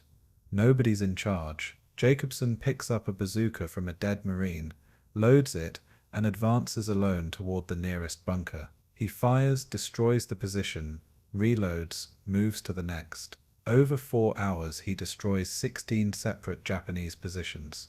He uses the bazooka until ammunition runs out, switches to a rifle, fires that empty, picks up grenades from dead Marines, throws those until they're gone, then uses a pistol at close range. He's wounded twice, shrapnel in the leg, shrapnel in the arm, but continues fighting until his company secures the objective. He survives to receive his Medal of Honor in person.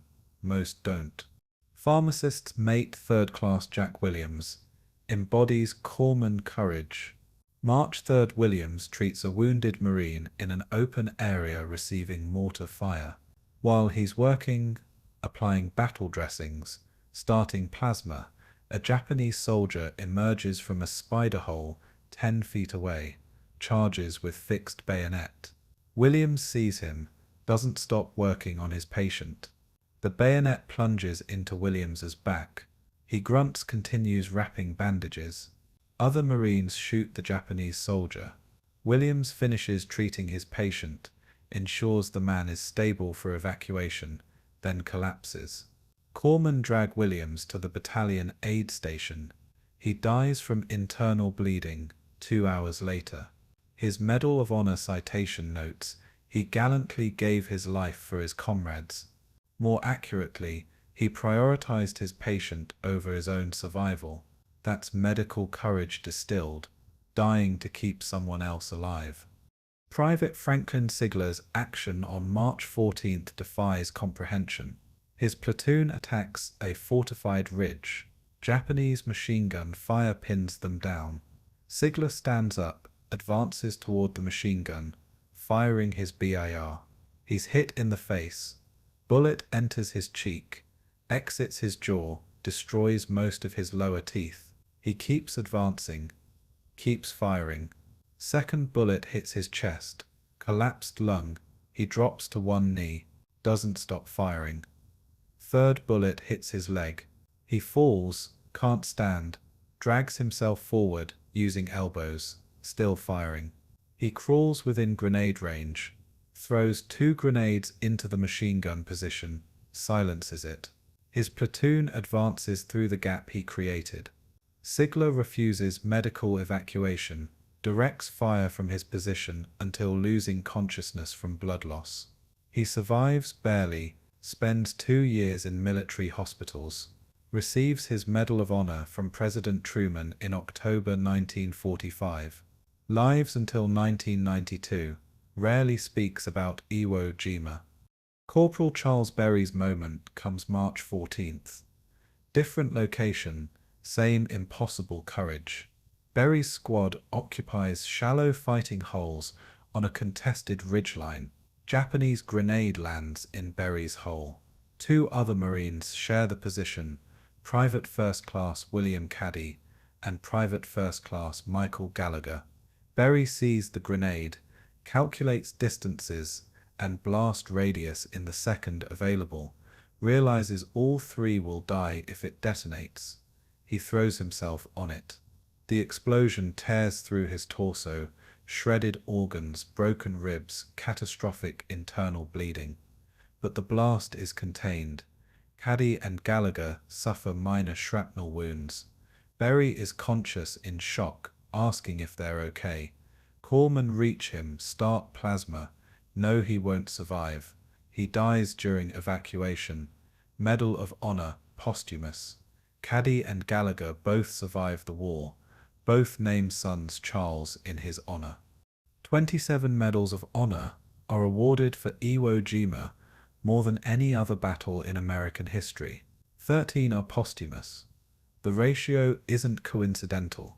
Medal of Honor actions typically require 3 characteristics: extraordinary courage, decisive tactical impact, and survival long enough to be witnessed. The third requirement is hardest on Iwo Jima. Acts that would be suicidal elsewhere become necessary standard practice. Running through machine gun fire to save wounded, throwing yourself on grenades to save squad mates, single-handedly attacking bunker complexes. These aren't aberrations, they're Tuesday afternoon. The medals recognize individuals who exemplify courage everyone displays. The randomness of recognition troubles survivors. Why does Stein get the medal when dozens of men performed similar actions and died anonymously? Navy corpsmen suffer disproportionately. 738 corpsmen become casualties out of approximately 1,400 assigned to the assault divisions. That's 52% casualty rate, highest of any specialty. The reason is simple. Corpsmen run toward danger when everyone else seeks cover. Wounded Marine in open ground under fire. Corpsman runs to him. The Japanese quickly learn to watch for corpsmen, target them specifically, kill the medic. Wounded Marines die or must be abandoned. It's ruthlessly logical. American commanders consider assigning armed guards to corpsmen. Decide against it. Guards would slow treatment response. So corpsmen continue working unprotected, dying at extraordinary rates. 19 corpsmen receive Navy Crosses, the Navy's second highest decoration. 3 receive Medals of Honor posthumously. African American Marines from the 5th Marine Division Pioneer Battalion fight without recognition. These 900 men handle ammunition resupply, casualty evacuation, and beach logistics under constant artillery fire. They're not official combat troops. The Marine Corps is still segregated. Black Marines aren't assigned to rifle companies, but they fight anyway. When Japanese infiltrators attack ammunition dumps, Pioneer Battalion Marines defend them. When supplies must reach forward positions through artillery barrages, they carry them. Their casualties approach 40%. Not a single Medal of Honor goes to African American Marines at Iwo Jima, though several Navy Cross recommendations are submitted and somehow never processed. Institutional racism persists even in volcanic hell. The emotional cost of medals becomes clear later. Ira Hayes, one of the Mount Suribachi flag raisers, receives the Navy Cross and becomes a national celebrity.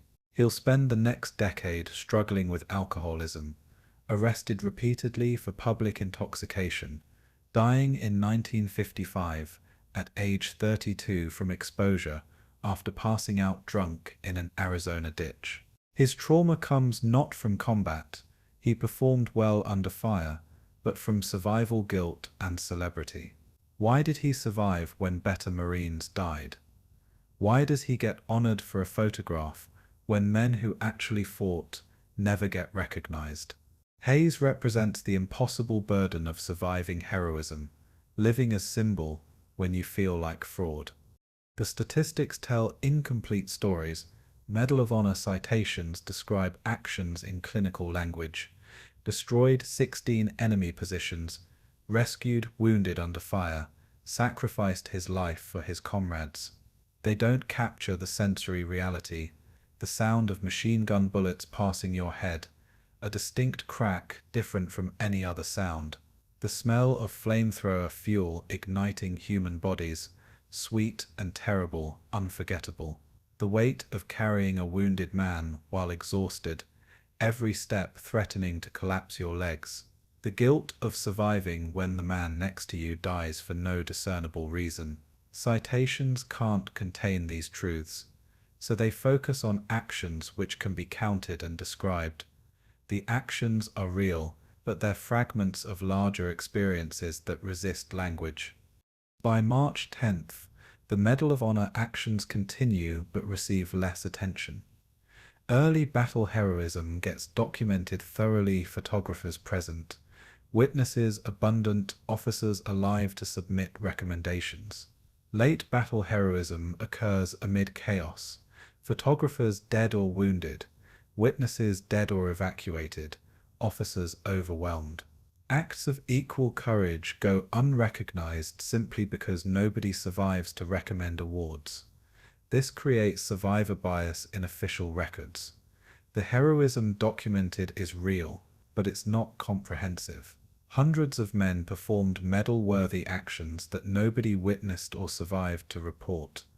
They died anonymously in volcanic ash, doing impossibly brave things, unrecorded except in memories of the few who saw and survived. The question haunts survivors. What transforms ordinary men into heroes? Psychologists will later interview Iwo Jima veterans, searching for patterns. They find none. Medal recipients aren't braver than others. Everyone on Iwo Jima displays courage. They're not stronger or smarter. They're present when specific circumstances require specific actions, and they respond. Stein runs into fire because wounded Marines need evacuation, and he's fastest. Sigler attacks the machine gun because it's killing his platoon and nobody else moves. Berry jumps on the grenade because 2 other men will die otherwise and he has a second to decide. None claim they're heroes. All say they did what anyone would do. That's probably true. Iwo Jima's real revelation isn't that some men are extraordinarily brave. It's that ordinary men facing extraordinary circumstances perform actions that seem superhuman. The capacity for heroism is universal. Iwo Jima's horror is that circumstances required so many to display it, and most who did never received recognition. They're just names on casualty lists. If that. The medals honor individuals but represent thousands. That's their actual meaning, unspoken in citations. These specific actions, performed by these specific men, stand for countless similar actions performed by men now forgotten. The volcanic ash contains heroes unnamed. The medals remember the ones we managed to document. February 23rd, 1945. 0830. First Lieutenant Harold Schreier leads 40 Marines from Easy Company, 2nd Battalion, 28th Regiment up Mount Suribachi's northern slope. They're a combat patrol with specific orders. Reach the summit, determine if Japanese forces still occupy the crater, and if possible, raise an American flag. Schreier carries a small flag borrowed from USS Missoula, 54 inches by 28 inches, folded in his utility jacket. His patrol expects to fight for the summit. Japanese have defended Suribachi for 4 days with horrific effectiveness. Nobody believes they've abandoned it. The patrol climbs cautiously, weapons ready, expecting ambush at every volcanic outcrop. The climb takes 90 minutes. Suribachi's slope is steep volcanic scree, loose rock that slides underfoot, requiring hands and feet scrambling in places. The patrol finds Japanese positions, cave entrances, bunkers, fighting holes, all empty or containing only bodies. Resistance evaporated overnight. The 28th Marines have spent 4 days reducing Suribachi's defenses, destroying positions one by one, paying horrifically in casualties. 895 men killed or wounded to secure a 556-foot hill. Last night, apparently the surviving Japanese withdrew from the summit to tunnel positions lower on the mountain. At 10:20 hours, Schreier's patrol reaches the crater rim. They're standing on Iwo Jima's most visible terrain feature. Every ship offshore can see them. Every Marine on the island can see them. Schreier produces the flag. His patrol finds a length of Japanese pipe approximately 20 feet long and lashes the flag to it. At 10:22, 6 Marines lift the pipe and push it into volcanic ash at the crater's edge. First Lieutenant Harold Schreier, Platoon Sergeant Ernest Thomas, Sergeant Henry Hansen, Corporal Charles Lindbergh, Private First Class James Michels, Private First Class Raymond Jacobs. The flag catches wind, unfurls. Ships offshore sound horns, steam whistles creating a chorus of celebration. Marines on the beaches below cheer. It's a genuine tactical achievement. Suribachi is secured. Japanese can no longer observe American positions from this vantage. Artillery that has pounded Americans for 4 days is silenced. It's also symbolic. First American flag on Japanese soil in World War II. The patrol doesn't know it, but this is the first flag raising. There will be a second. Secretary of the Navy, James Forrestal, witnesses the flag raising from an offshore ship. He decides immediately he wants that flag as souvenir. He tells Colonel Chandler Johnson, commanding the 2nd Battalion, 28th Marines. Johnson's reaction is immediate and profane. That flag belongs to the battalion. The secretary can buy his own flag, but Forrestal outranks everyone, so Johnson compromises. He'll send a second, larger flag to the summit. The first flag can be retrieved before Forrestal's people claim it. Johnson dispatches a runner to LST 779, landing ship, tank, serving as supply vessel, requesting the largest flag aboard. The crew finds a bunting flag, 96 inches by 56 inches, substantially larger than Schreier's flag. This flag begins its journey to the summit. Associated Press photographer Joe Rosenthal arrives at Suribachi's base around 1300 hours. He's 43 years old, myopic, carrying heavy-speed graphic camera equipment up a volcanic mountain. He's already photographed the first flag-raising aftermath, the small flag flying, but arrives too late for the actual raising. At 13:30, he learns another flag is being carried to the summit for replacement. Rosenthal decides to climb again, hoping to photograph the exchange. He reaches the summit at approximately 1400 hours, exhausted, asthmatic from sulfur, wondering if the climb is worth it. Marines are already preparing to raise the second flag. Rosenthal positions himself quickly, doesn't have time to compose carefully. He raises his camera, looks through the viewfinder, sees Marines lifting pipe. He exposes one frame, 1/400th of a second, then immediately shoots backup group photos because he's not sure he captured the raising. The second flag raising involves 6 men: Sergeant Michael Strank, Corporal Harlan Block, Private First Class Franklin Sosley, Private First Class Ira Hayes, Private First Class Rene Gagnon, and Navy Corpsman John Bradley. They lift the pipe, push it vertical, strain against weight and wind. Rosenthal's exposure captures them mid-effort. Bodies angled against physics, flag beginning to catch wind, composition accidentally perfect. He doesn't know if he got the shot. The moment lasts perhaps 4 seconds, then the flag is raised. Marines step back. Rosenthal shoots group photos. He descends Suribachi, sends his film to Guam for development, continues covering the battle. He won't know for 2 days that he's created the most famous photograph in American history. The photograph reaches American newspapers February 25th via radio transmission. Image converted to electrical signals, transmitted across the Pacific, reconstructed for printing. Editors immediately recognize something extraordinary. The composition is classically heroic. Diagonal flag pole, creating dynamic tension, 6 figures working together, suggesting collective effort, flag just catching wind, promising victory. Within 48 hours, the image appears on front pages across America. Within a week, it's reproduced 3.5 million times. Treasury Department officials, planning the 7th War Bond Tour, immediately designate this image as the campaign symbol. It's perfect propaganda, heroic, active, victorious. That it represents a staged replacement, flag raising, rather than the actual first flag isn't mentioned. That the battle is only 1/5 complete isn't emphasized. The image becomes truth. The flag raisers face different fates. Sergeant Michael Strank, 25 years old, Czechoslovakian immigrant, tough combat leader, killed March 1st by American artillery short round. Corporal Harlan Block, 21 years old, Texas football player, quiet and effective, killed March 1st by mortar fire.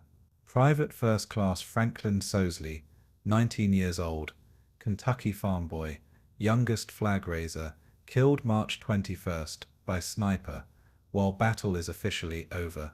3 of 6 dead within 4 weeks. The survivors Hayes, Gagnon, Bradley are pulled from combat in April for the War Bond Tour. They're paraded across America, celebrities, heroes, symbols. None of them raised the first flag. None of them believe they're heroes. They participated in a routine replacement of flags while cameras happened to be present. That this became iconic troubles them profoundly. Tactical reality contradicts the photograph's symbolism. Suribachi is secured February 23rd, but the island isn't. The flag raising occurs on day 5 of a battle projected to last 7 days. Instead, fighting continues until March 26th, 31 more days. Approximately 60% of American casualties occur after Suribachi falls. The photograph suggests victory achieved. Reality is victory barely begun. Marines continue dying at rates exceeding 500 per day through early March. But the public sees the photograph, believes the battle is won, and shifts attention elsewhere. Marines fighting in the northern plateau are invisible, overshadowed by 6 men on a volcanic summit, doing something that wasn't even the first flag raising. Mount Suribachi's actual tactical value is debatable. Holding the summit denies Japanese observation, which helps American operations. But Japanese artillery from the northern plateau continues hammering American positions for weeks. Suribachi's capture is symbolically important. The mountain is Iwo Jima's most recognizable feature, but tactically it's one objective among many. Its significance is magnified by the photograph, which transforms routine objective seizure into transcendent victory moment. This isn't criticism. Symbols matter in war. Morale depends on perceived progress. But the gap between symbol and reality creates cognitive dissonance for participants. They know what the photograph represents. They also know what it obscures: thousands of men still fighting, dying, bleeding in volcanic ash, while America celebrates a victory that hasn't happened yet. Ira Hayes suffers most acutely from this dissonance. He's Pima Indian from Arizona, age 22, quiet and competent. After the war bond tour, he returns to reservation life. He drinks heavily. He's arrested repeatedly. Public intoxication, disorderly conduct. He dies January 24th, 1955, found in irrigation ditch on the reservation. Death ruled accidental due to hypothermia and alcohol poisoning. He's 32 years old. His struggle isn't with combat trauma. He functioned well under fire. His struggle is with unearned fame. He's celebrated for raising a flag, while better Marines died anonymously. He's praised as hero when he knows he just lifted a pole. The cognitive burden becomes unbearable. Alcohol temporarily relieves it. Eventually, alcohol kills him. The photograph's power transcends its technical excellence. The image becomes shorthand for military sacrifice, collective effort, ultimate victory. It's reproduced on postage stamps, war bond posters, eventually the Marine Corps War Memorial in Arlington. 3.5 million reproductions in 1945 become billions over decades. The photograph outlives everyone in it, becomes more real than the reality it purports to document. Rosenthal never claims it's spontaneous. He describes the circumstances honestly, but popular mythology transforms it into unstaged moment of pure heroism. The myth becomes unkillable because it serves necessary functions, providing hope during war, commemorating sacrifice afterward, symbolizing victory without requiring engagement with victory's cost. Historical irony accumulates. The first flag-raising actual achievement by Schreyer's patrol receives minimal recognition. The second flag-raising, routine replacement of one flag with another, becomes immortal. 4 of 6 men in the famous photograph die on Iwo Jima, never knowing they're famous. 3 survivors spend post-war years wrestling with fame they don't understand and didn't seek. The battle continues for months after the photograph is taken, producing most of its casualties in the photograph's shadow. And decades later, identification errors emerge. John Bradley, Navy corpsman celebrated as flag raiser, wasn't actually in the photograph. Harold Schultz was but wasn't identified until 2016. The myth resists factual correction because the myth serves purposes facts cannot. February 23rd, 1945, ends with Suribachi secured and 2 flags raised. Americans control the southern third of the island. Japanese control the northern 2/3. The worst fighting is still ahead. Northern plateau where Kuribayashi concentrated his best defenses, but the photograph suggests otherwise. It suggests triumph, completion, victory achieved. That's its power and its deception. Wars aren't won in single moments, though photographs convince us otherwise. Wars are won through accumulation of moments so numerous and terrible that no photograph can contain them. The flag on Suribachi represents hope. The volcanic ash below represents reality. Both are true. Both are necessary. But only one becomes famous. And the men who became famous for the photograph spend their remaining years wishing they could disappear back into the ash, anonymous, unburdened by symbols they never intended to create. March 1st, 1945, Day 11. Marines from the 3rd Division attack Hill 199 Obo on the northern plateau. The hill designation is meaningless. It's a volcanic ridge approximately 200 feet high, honeycombed with tunnels, defended by approximately 300 Japanese troops who have clear fields of fire in all directions. The 3rd Division has been attacking this ridge for 3 days. They've gained 200 yards. Casualties exceed 1,600. Today they'll finally take the summit. Cost another 400 casualties. In 3 days, they've paid 8 lives per yard. This mathematics dominates the northern plateau fighting. There are no shortcuts. There is no clever flanking maneuver on an island 8 square miles. There is only frontal assault, repeated until defenders die or positions become untenable. Turkey Knob and the amphitheater consume the 5th Division simultaneously. These positions occupy a half-mile wide complex of ravines and ridges in the west-central island. Japanese defenders use the terrain brilliantly.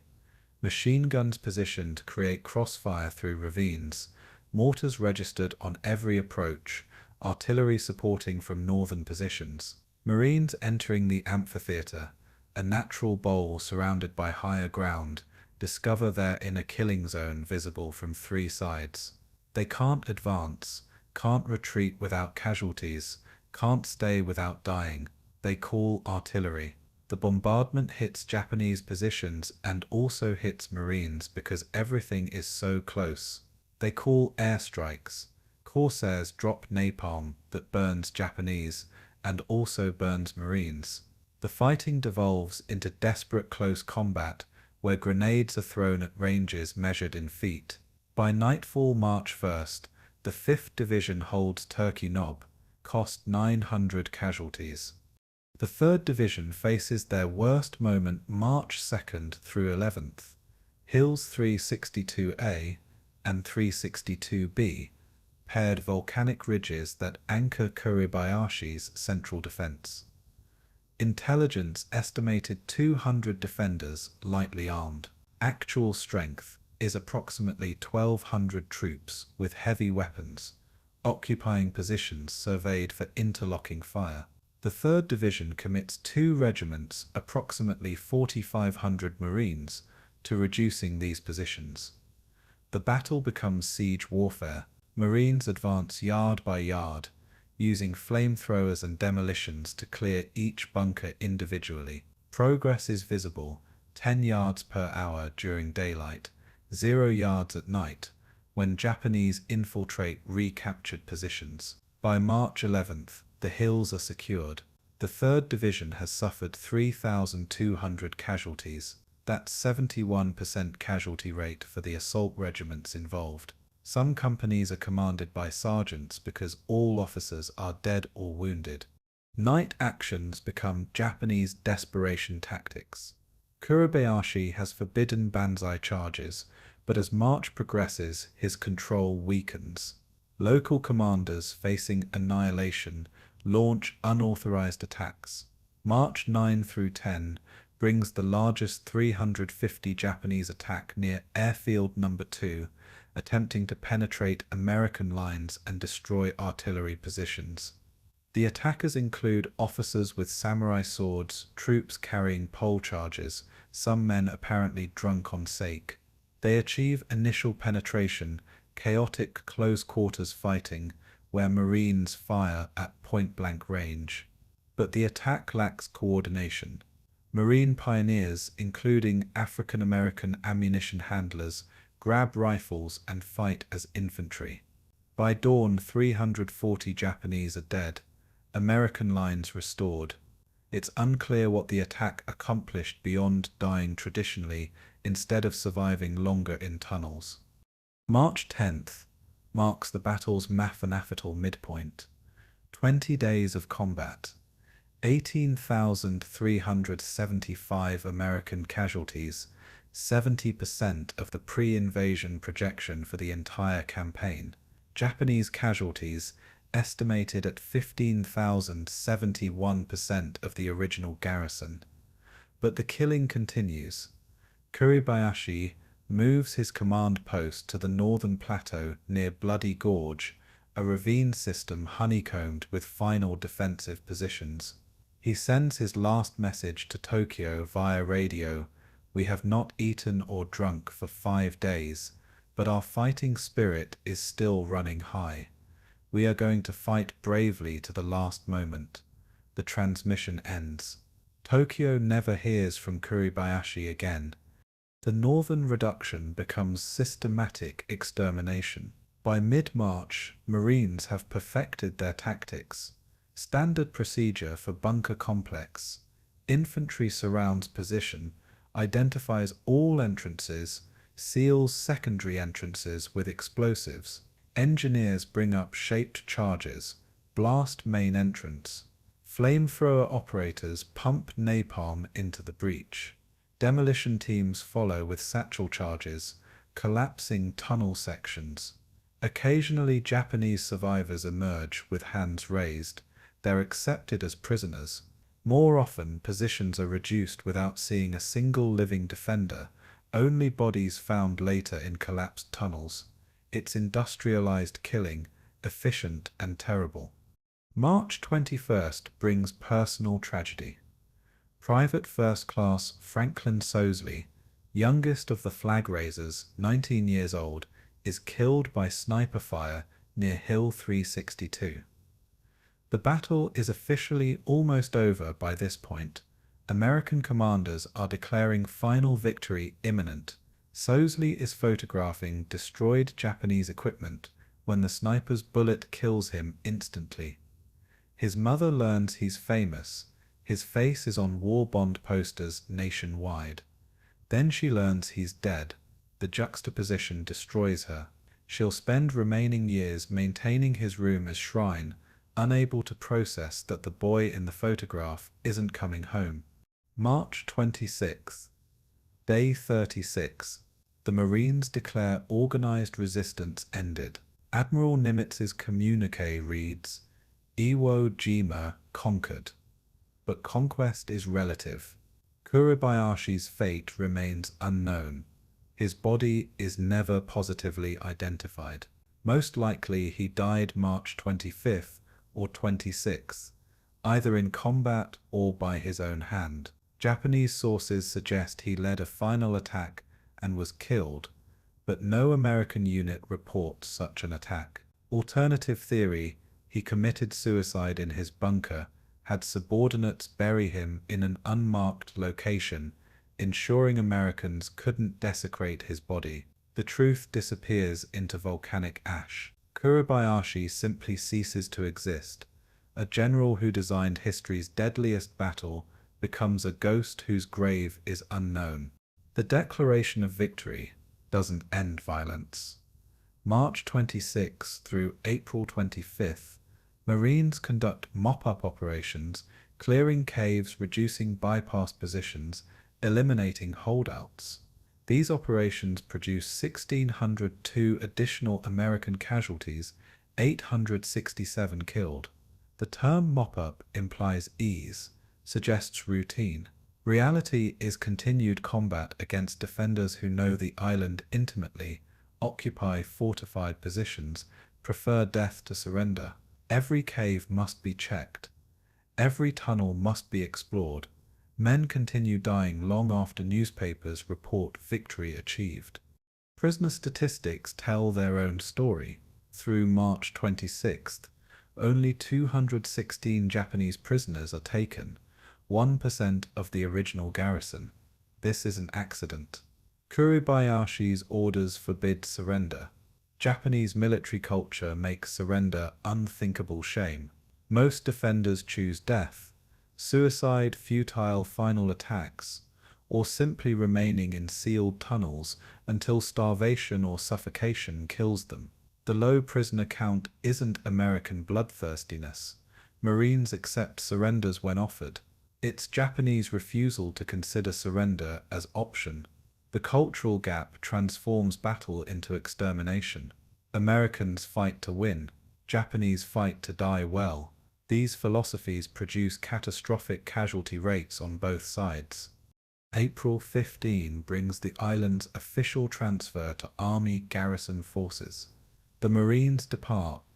What's left of them? The three assault divisions landed approximately 70,000 troops. They're leaving with approximately 44,000.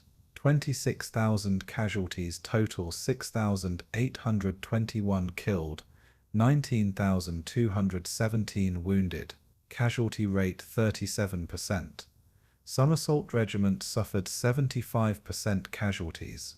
Companies that landed with 240 men left with 60. The replacement system kept units functioning, but unit cohesion suffered. By April, many companies contain more replacements than original assault troops. The Marines who take Iwo Jima aren't the same Marines who landed there. They've been replaced, piece by piece, until only the unit designation remains constant. The final Japanese casualty count: 18,844 confirmed killed. That's 95% of the garrison. Another 3,000 estimated dead remain sealed in collapsed tunnels, uncounted and unrecovered.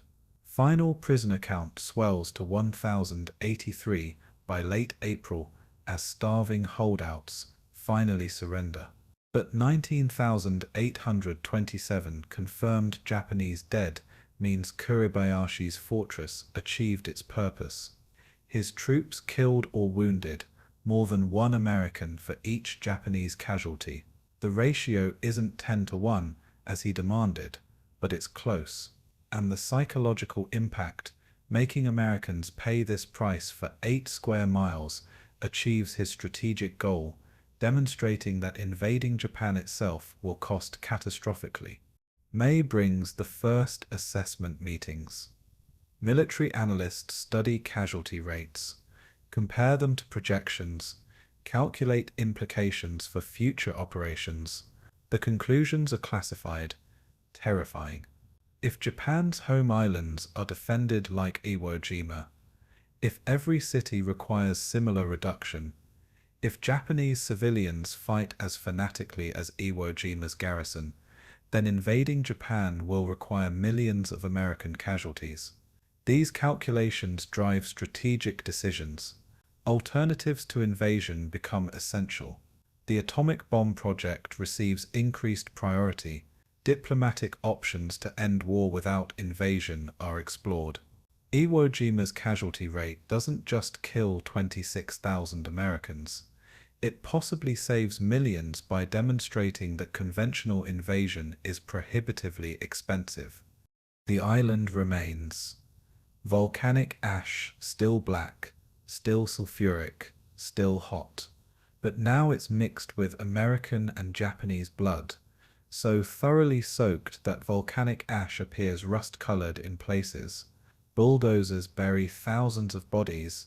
American dead are eventually disinterred and repatriated. Japanese dead remain where they fell. Engineers expand the airfields. By April, B-29s are landing regularly, emergency landings that theoretically justify the battle's cost. But the landings won't total 24,000 until well after war's end.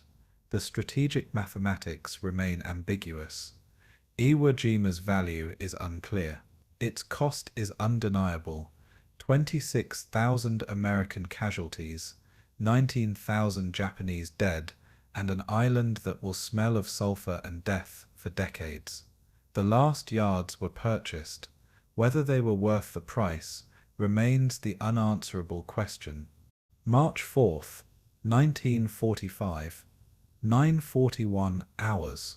A B-29 superfortress, designated Dynamite, approaches Iwo Jima's airfield number 1, trailing smoke from its number 2 engine. The aircraft is crippled, damaged over Tokyo during a bombing mission, unable to maintain altitude, definitely unable to reach Saipan 625 miles south. Lieutenant Fred Mallow, different crew, same last name as the earlier Lieutenant Raymond Mallow who died, guides dynamite toward the barely complete runway. Japanese artillery from the northern plateau is still firing at the airfield. This landing occurs while battle continues. Engineers have graded one runway barely long enough for emergency use. Dynamite touches down, brakes hard, stops. 11 crew members climb out, alive, grateful. They're the first. They won't be the last.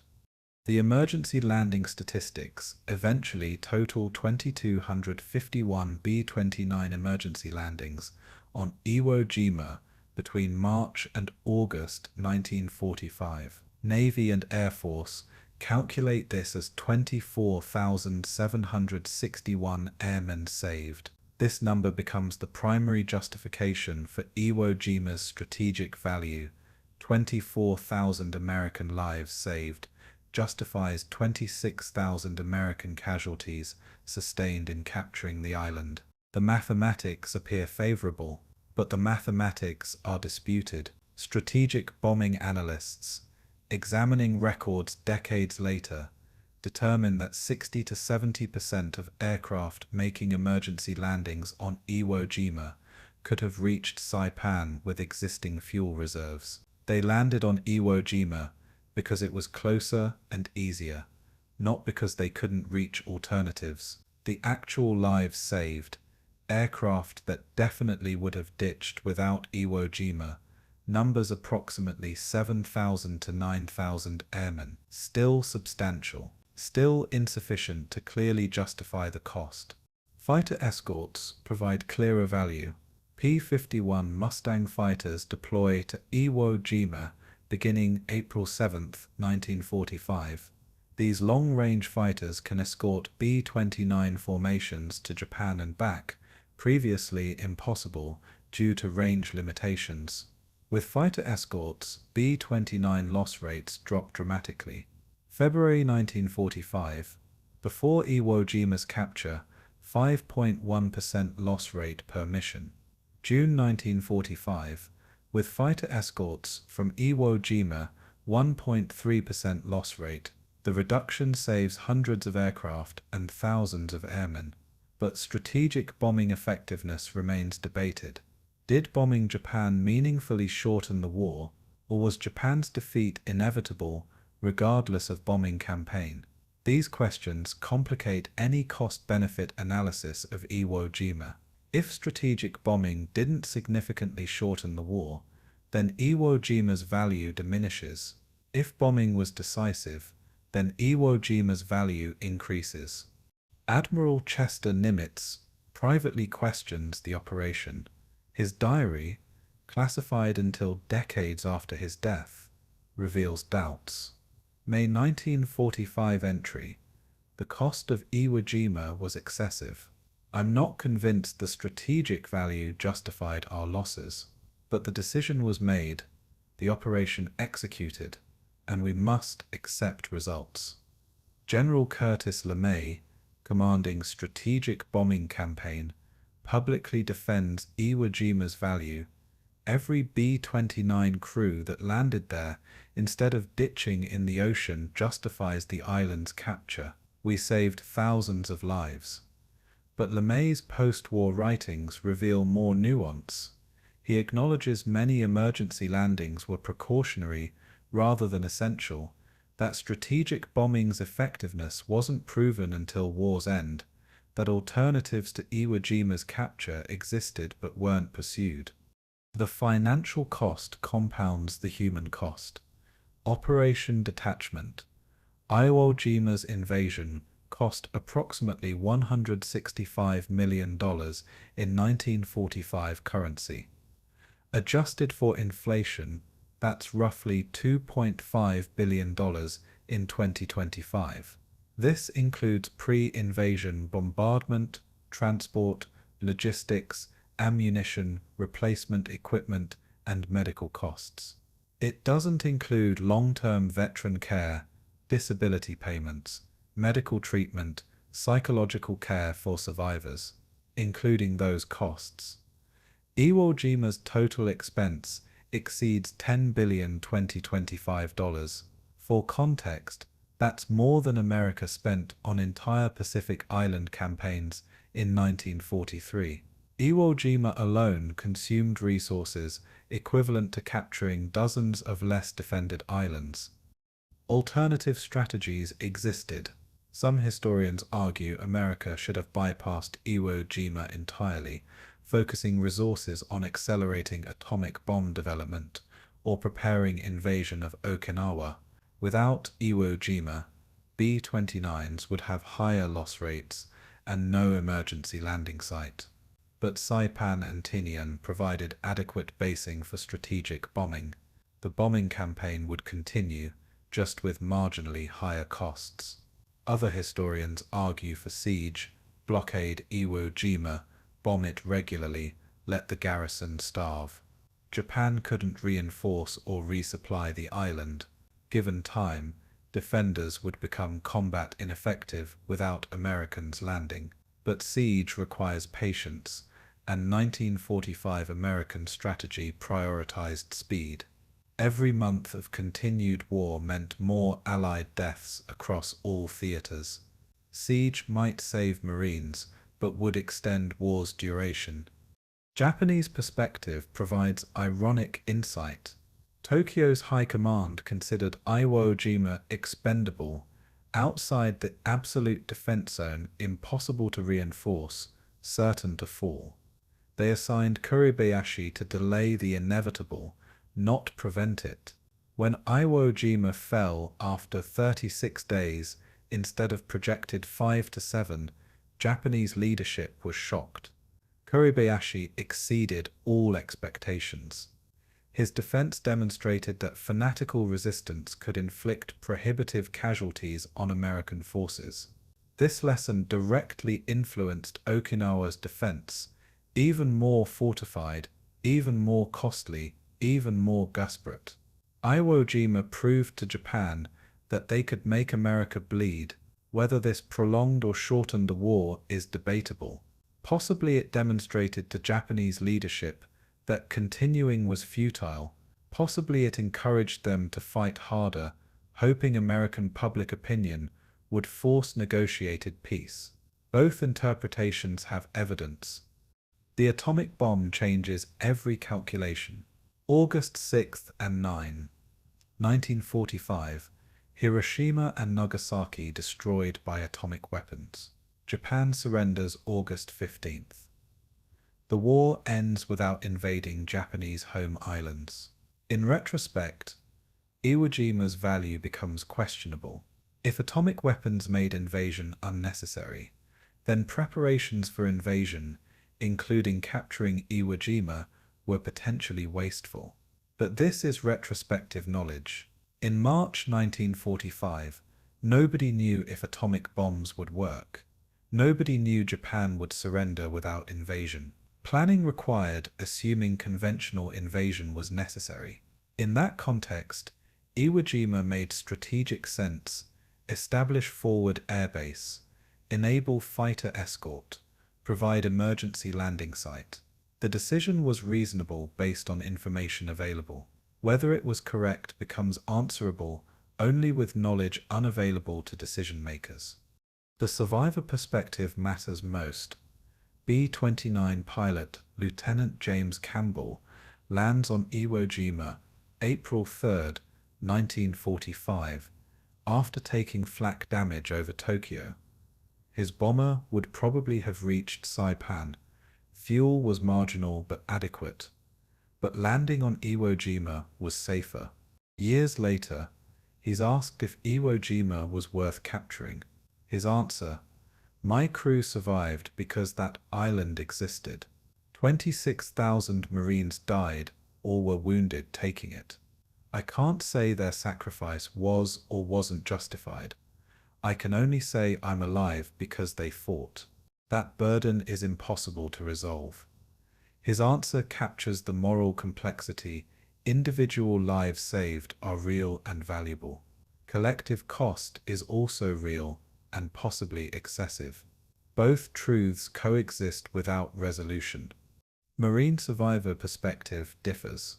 Corporal James Day survived Iwo Jima with 3rd Battalion, 26th Marines, reflects decades later, "We took that island because we were ordered to. We did our job. Whether the strategic value justified the cost isn't our decision. We don't have enough information to judge. The generals and admirals made that call. We just fought. But I'll say this, if I knew the cost before landing and could choose whether to assault Iwo Jima or bypass it, I'd still assault. Because men I knew, men I fought with, died taking that island. If we'd bypassed it, their deaths would be meaningless. We captured it. That gives their deaths meaning. Maybe that's not strategic thinking, but it's how I sleep at night." Statistical analysis provides no clear answer. Cost 26,000 American casualties, 19,000 Japanese dead, $2.5 billion. Benefit 2,251 emergency B-29 landings, reduced bomber loss rates, psychological impact on Japan, forward base for potential invasion. Quantifying these benefits against costs requires assumptions about counterfactuals. What would have happened without Iwo Jima's capture? How many B-29 crews would actually have died? How much did fighter escorts matter? Would Japan have surrendered sooner or later without Iwo Jima's psychological impact? Every assumption is debatable. Every conclusion is contingent. Historians will argue Iwo Jima's strategic value until historical evidence is exhausted. No consensus emerges. The personal answer varies by perspective. If you're Lieutenant Campbell, Iwo Jima saved your life, invaluable. If you're Corporal Day, Iwo Jima cost friends lives, terrible but necessary. If you're Admiral Nimitz, Iwo Jima achieved objectives but at excessive cost, troubling. If you're General Kuribayashi, Iwo Jima demonstrated Japanese could make Americans pay prohibitive prices, strategic success despite tactical defeat.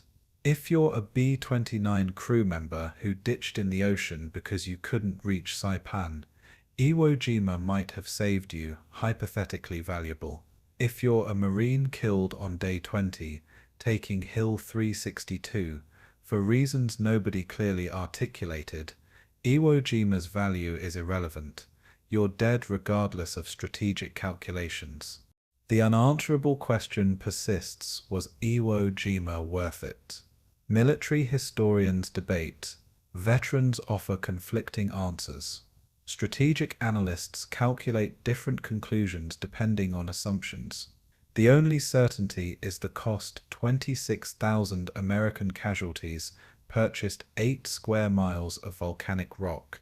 Whether that purchase was wise, necessary, justified, or catastrophic depends entirely on which values you prioritize, which counterfactuals you credit, and whether you measure success in lives saved or lives spent. 80 years later, the question remains open. Perhaps it will never close.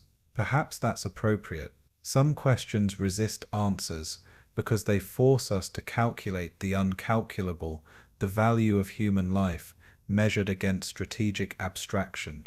Iwo Jima demands this calculation. Honesty requires admitting we lack the formula to compute it. April 1945. Guam. Marines from the 3rd, 4th and 5th Divisions rotate off Iwo Jima to rear area camps. They're replacements for the men who landed February 19th. Those men are mostly dead, wounded, or so psychologically damaged they're medically evacuated. The Marines arriving in Guam are technically victors. They took Iwo Jima. They raised the flag. They achieved every objective. They look like survivors of a catastrophe. 1,000-yard stares, emaciated bodies, trembling hands. Many can't sleep. Volcanic nightmares recur nightly. Many can't stop sleeping. Exhaustion so profound that unconsciousness becomes default state. The Marine Corps medical establishment has no framework for treating what's now called PTSD. The term doesn't exist yet. They're diagnosed with combat fatigue, given 2 weeks rest, then reassigned to new units, preparing for Okinawa's invasion. Some never recover. They'll fight Iwo Jima in their minds for decades. Ira Hayes returns to the United States in May 1945 for the 7th War Bond Tour. He's paired with 2 other flag raisers, René Gagnon and John Bradley, and paraded across America. Bond rallies in stadiums, ticker-tape parades, meetings with politicians. Everywhere they go, the photograph follows them. Everywhere they speak, people call them heroes. Hayes knows he's not a hero.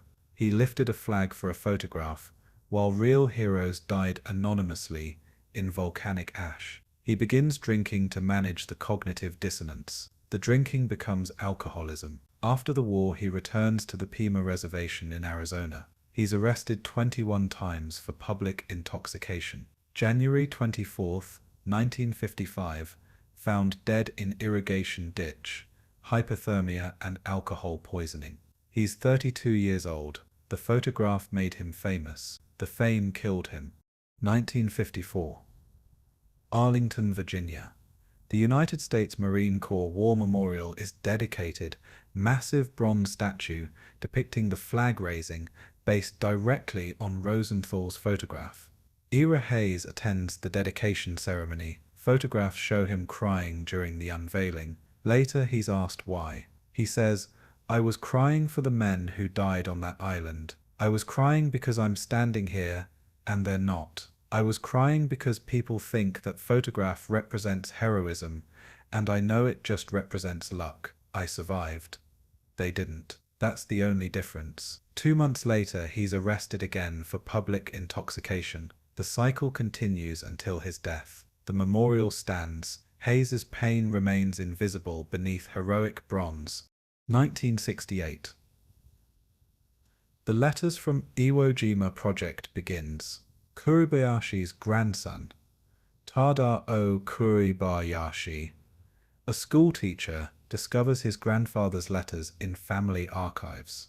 The letters reveal Kuribayashi's humanity, devoted father, loving husband, man without illusions about his mission. Tada translates the letters, shares them with American veterans. The response is unexpected. Veterans respect Kuribayashi. They recognize a professional soldier doing his duty extraordinarily well. Several American Iwo Jima veterans meet with Tada, exchange stories, acknowledge the shared experience of volcanic horror. These reconciliation meetings continue for decades, former enemies meeting on neutral ground, recognizing their common humanity beneath ideological conflict. 1985. Iwo Jima, now officially renamed Ioto Island by Japanese government. The reunion of valor occurs. Joint American-Japanese memorial service on the island marking the 40th anniversary of the battle. 100 American veterans return, accompanied by 50 Japanese veterans. They walk the beaches together. Americans explain their assault tactics. Japanese explain their defensive positions. Former enemies become teachers, each side explaining what the other couldn't see during combat.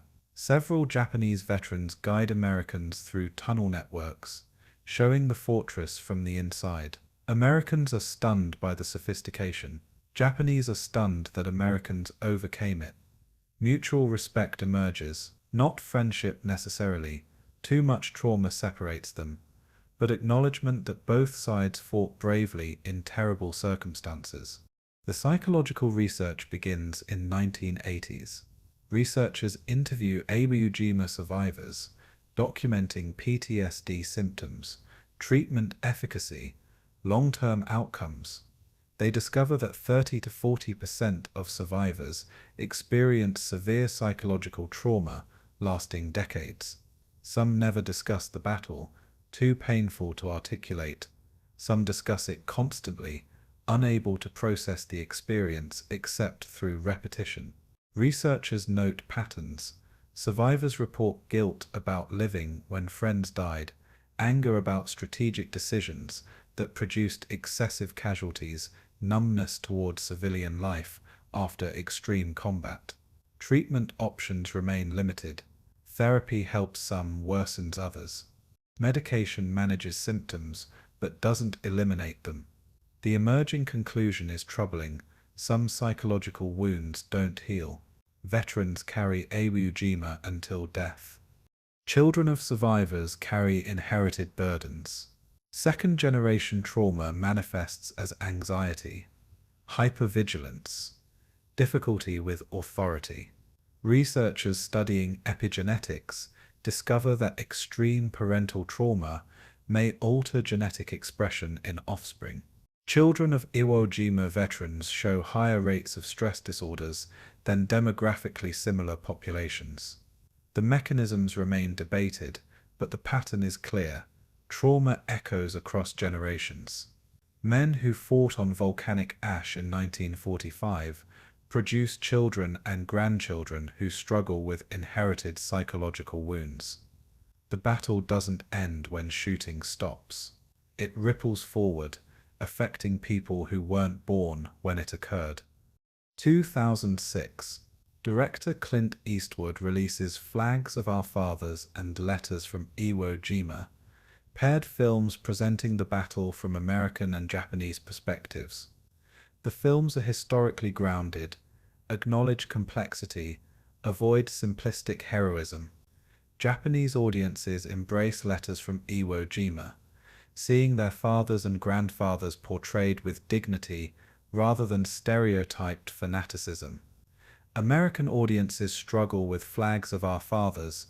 The film presents flag raisers as flawed humans rather than perfect heroes. But both films contribute to nuanced understanding. Iwo Jima was terrible for everyone involved. There are no winners in that kind of violence, only survivors. 2023. The last surviving flag raiser discrepancy is resolved. For 78 years, history recorded John Bradley as one of 6 men in Rosenthal's photograph. Bradley never disputed this. He was present at the flag raising, just not in the famous photo. He was in the first flag raising and other photos from the summit. His family discovered the error after his death, comparing photographs, confirming that Harold Schultz was the 6th man in Rosenthal's image. Schultz never mentioned being in the photograph. He died in 1995, carried the secret to his grave. His family didn't know until the error was discovered. The correction illustrates how even iconic images can be misunderstood, misidentified, misconstrued. The myth resists factual correction because society needs myths more than accuracy. The island itself remains restricted. Iwo Island is Japanese territory, closed to civilian access, used primarily for self-defense force exercises. Approximately 450 tons of unexploded ordnance remains scattered across the island, artillery shells, mortar rounds, grenades, some still potentially functional 80 years later. Cleanup operations continue slowly.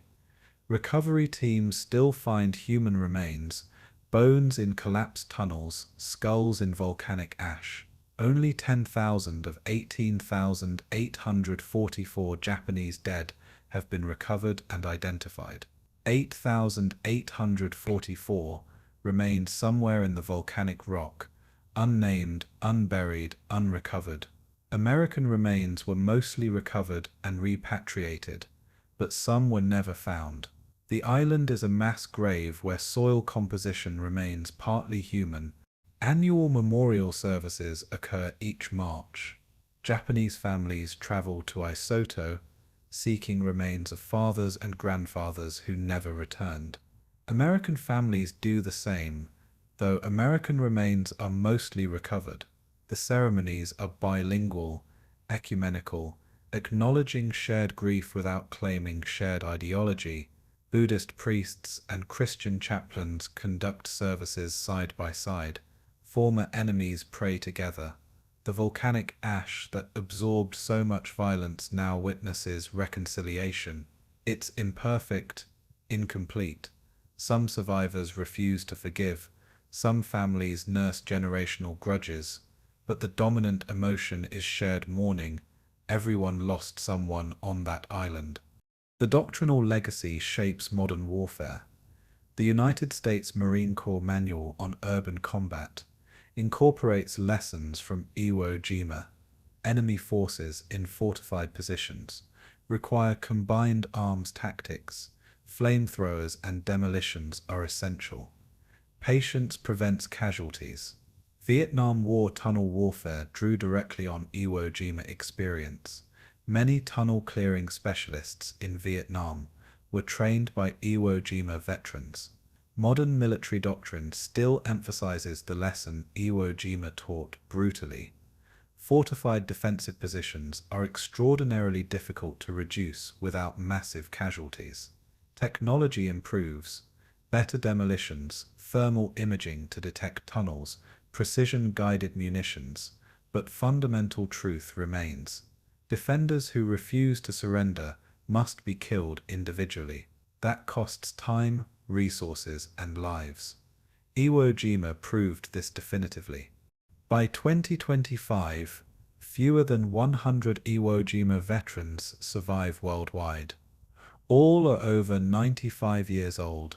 Within a decade, possibly 5 years, they'll all be dead. The last living connections to the battle will sever what remains. Photographs, primarily Rosenthal's flag-raising image, reproduced billions of times, context stripped away, reduced to symbol. Memorials in Arlington and elsewhere, visited by people who know nothing of volcanic ash or tunnel warfare. Historical accounts, increasingly academic, increasingly distant from visceral reality, and the island itself, volcanic and remote, bearing scars that satellite photos reveal but tourists never see. Iwo Jima transitions from living memory to pure history. The veterans who carried the experience die, taking irreplaceable knowledge with them. What does it mean to remember Iwo Jima properly? If you emphasize heroism, you risk glorifying violence. If you emphasize horror, you risk diminishing sacrifice. If you emphasize strategic value, you risk reducing humans to calculations. If you emphasize futility, you risk suggesting deaths were meaningless. Every frame fails to contain the whole.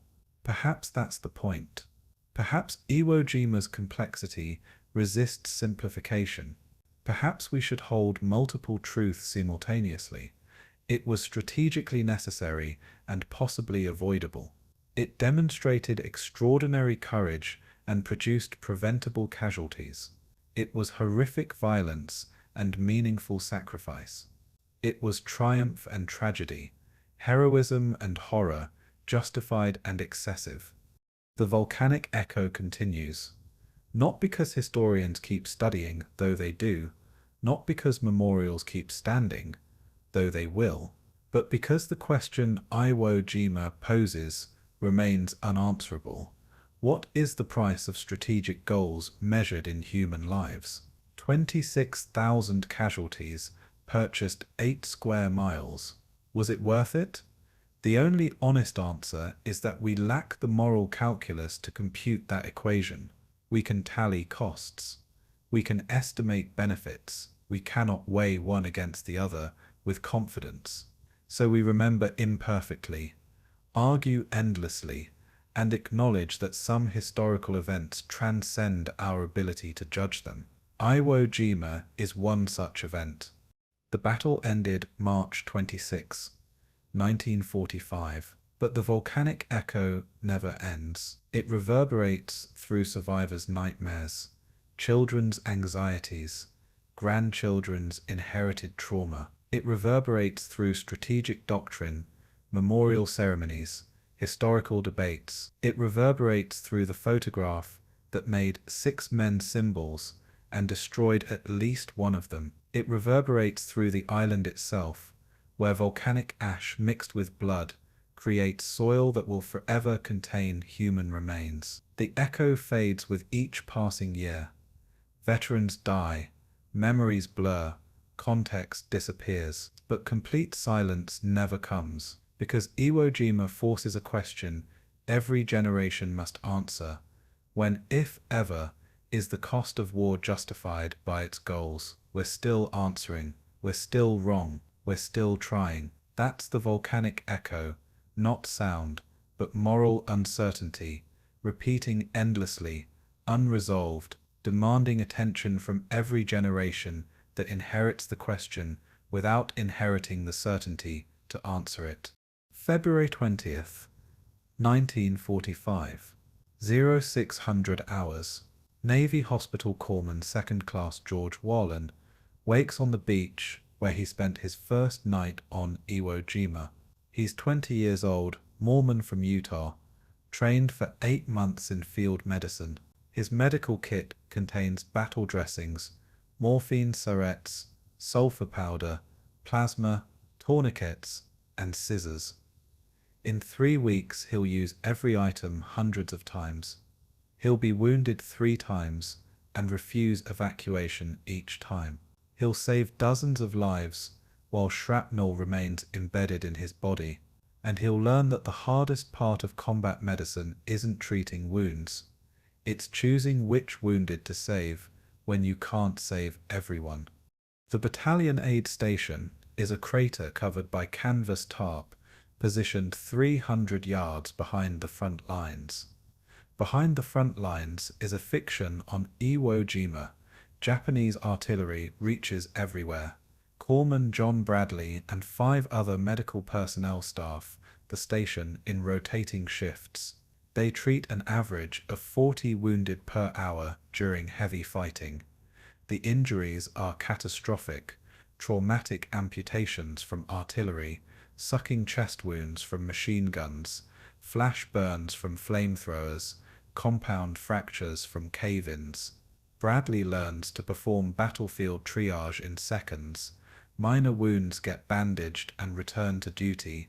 Serious wounds get stabilized for evacuation. Mortal wounds get morphine and moved aside. The last category destroys him psychologically.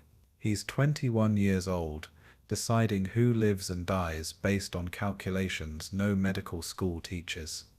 Volcanic ash creates medical complications unknown in previous Pacific battles.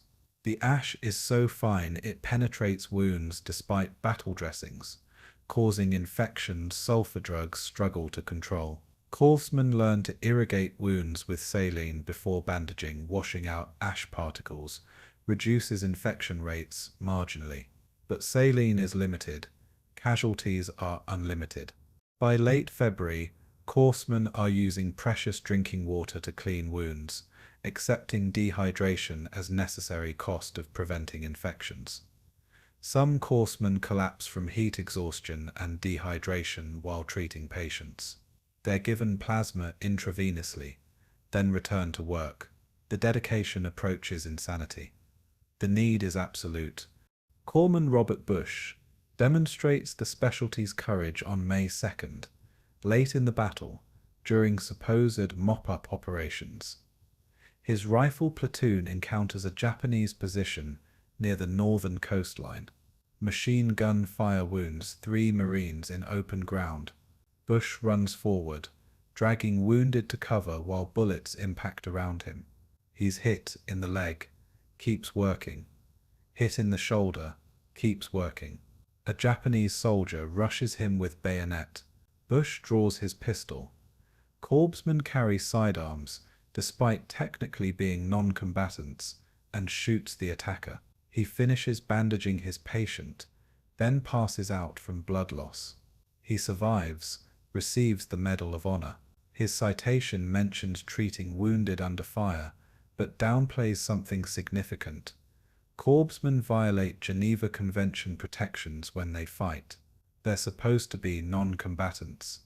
Japanese are supposed to not target them. Reality on Iwo Jima makes these rules meaningless. Everyone fights. Everyone is targeted. The Japanese specifically target corpsmen. Because the tactic is effective, wound a Marine. Watch for the courseman, kill the courseman. It's ruthlessly logical. One sniper can wound one Marine per shot, but killing the courseman prevents treatment of many wounded. American commanders recognized this pattern by late February. They consider having coursemen remove their medical insignia, the Red Cross armbands that mark them as medical personnel, to avoid being specifically targeted. The coursemen refuse. The Red Cross markings are protection under international law, even if Japanese ignore that law. Removing them feels like surrendering moral high ground. So coursemen continue wearing visible Red Cross insignia while Japanese snipers specifically hunt them. Courage or foolishness? The distinction becomes meaningless when both produce the same result. Coursemen dying at twice the rate of the infantry they support. Pharmacist's mate First Class Francis Pierce treats an average of 60 wounded daily through March. He develops a system: pressure bandages for arterial bleeding, chest seals for sucking chest wounds, morphine for pain that prevents shock, plasma for blood loss. He can stabilize a wounded Marine in 3 minutes if conditions are good. Conditions are never good. He works under artillery fire, in volcanic ash that clogs his equipment, with supplies that run out regularly. The Navy supply system delivers medical supplies daily, but consumption exceeds projections. Pierce learns to improvise using t-shirts as bandages when battle dressings run out, using seawater to clean wounds when saline depletes, using whiskey as antiseptic when iodine is unavailable. His improvisations work sometimes. Sometimes they don't. Men die from infections that proper supplies would have prevented. Pierce carries this knowledge for the rest of his life. The psychological cost of medical work exceeds physical danger. Corpsmen treat friends, watch them die, then continue treating the next casualty without time to process grief. Corporal Donald Hatch describes treating his best friend, Private Lewis Martin, who takes shrapnel to the abdomen. Hatch opens Martin's jacket, sees intestines visible through the wound, knows Martin will die even with immediate surgery, but he goes through the motions: battle dressings, morphine, plasma, calling for evacuation. Martin dies during transport to the beach. Hatch treats 11 more casualties that afternoon. He doesn't have time to feel anything until nightfall. Then he collapses, sobbing. Other corpsmen let him cry for 10 minutes, then tell him to get ready for the next day. There's no trauma counseling, no mental health support, no acknowledgement that what they're experiencing is psychologically catastrophic. They're expected to function. Most do. The cost comes later. Blood plasma saves thousands of lives, but creates its own horrors. Plasma is human blood with cells removed, liquid containing proteins and clotting factors essential for treating shock from blood loss. It's stored in glass bottles, must be refrigerated, spoils quickly in Iwo Jima's heat. Corpsmen carry it in insulated bags, but refrigeration is impossible in frontline positions. So plasma often arrives warm, slightly degraded, but still functional. The problem is psychological. Corpsmen know they're transfusing human blood products. They sometimes wonder whose blood it is. Donors, dead soldiers. The not knowing creates superstitious dread. Some corpsmen talk to the plasma bottles while administering them, thanking anonymous donors, praying the blood is lucky. It's magical thinking born from trauma. It's also how humans cope with industrialized death. By March 15th, the Navy has cycled through 738 corpsman casualties, killed or wounded, from approximately 1,400 assigned, 52.71% casualty rate. Higher than any other specialty, higher than frontline infantry. The Navy responds by accelerating corpsman training, sending replacements continuously. But replacement corpsmen arrive with inadequate training. 8 months is normal. Replacements get 4 months due to urgent need. They learn battlefield medicine by practicing on casualties. Sometimes they make fatal mistakes, tourniquets applied wrong, causing gangrene, morphine overdoses, causing respiratory failure, plasma administered too quickly, causing shock. The veterans teach them when possible. Often there's no time. Replacements learn from their mistakes. The casualties pay for the education. The aid station hierarchy reveals itself through experience. Junior corpsmen handle initial assessment, checking vitals, controlling bleeding, assessing severity. Senior corpsmen handle advanced procedures, chest tubes for collapsed lungs, tracheotomies for airway obstruction, emergency amputations when limbs are barely attached. The senior corpsmen are essentially surgeons without formal training. They learned from necessity. John Bradley performs his first emergency amputation March 8th. A Marine with legs destroyed by mine, bleeding out, requires immediate amputation to survive. Bradley has never done this procedure. He follows remembered training, uses a scalpel to cut tissue, a bone saw to cut through femur, ligatures to tie off arteries. The Marine survives. Bradley vomits afterward, then treats the next casualty. He performs 6 more amputations before leaving Iwo Jima. None of his training covered this. All of it was necessary. The morphine syringe becomes the corpsman's most valuable tool and greatest burden. Morphine relieves pain, prevents shock, allows wounded Marines to survive evacuation. But morphine also creates a terrible choice. Wounded beyond saving receive morphine to ease their dying. Corpsmen call this making them comfortable, avoiding explicit acknowledgement that they're administering pain relief to men who will die within hours. It's mercy killing without the killing, just mercy. But it feels like playing God, deciding who receives life-saving treatment versus comfort care. Morphine weighs on corpsmen's consciences forever. Some become substance abusers post-war, self-medicating trauma. Some become physicians, dedicating lives to medicine as penance. Some simply carry it silently. Corpsman Jack Williams's death epitomizes the specialty's sacrifice.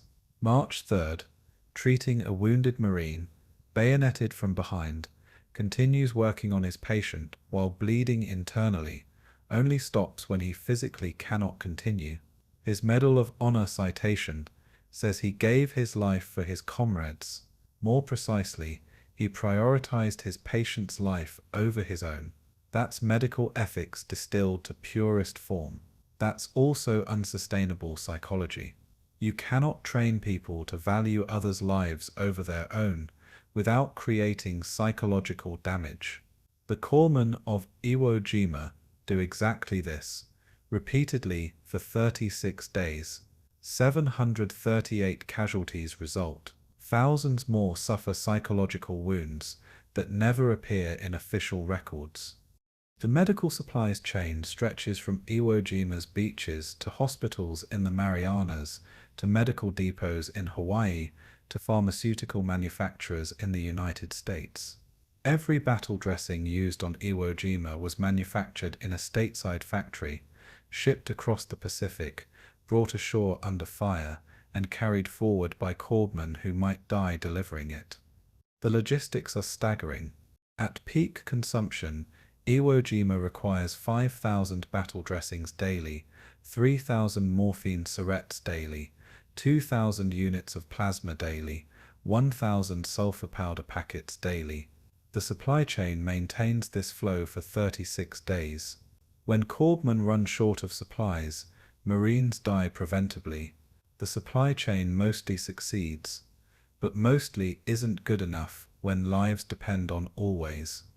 April 15th, the corpsmen depart Iwo Jima with their units.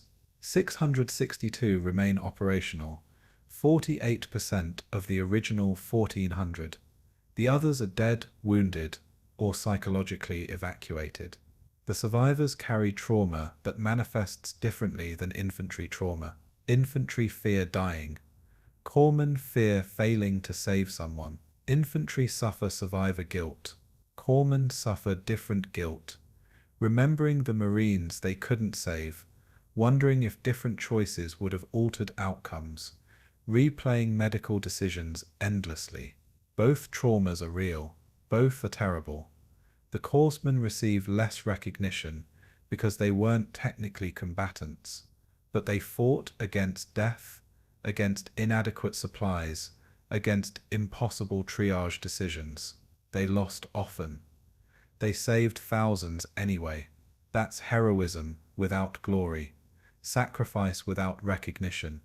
That's the corpsmen's war, invisible, essential, devastating, and nearly forgotten, except by the Marines whose lives they saved, and the Marines whose deaths they witnessed. January 10th, 1945, Iwo Jima. Japanese combat engineer Captain Yoshio Yokoyama inspects a newly completed tunnel section connecting Mount Suribachi's base to the central plateau.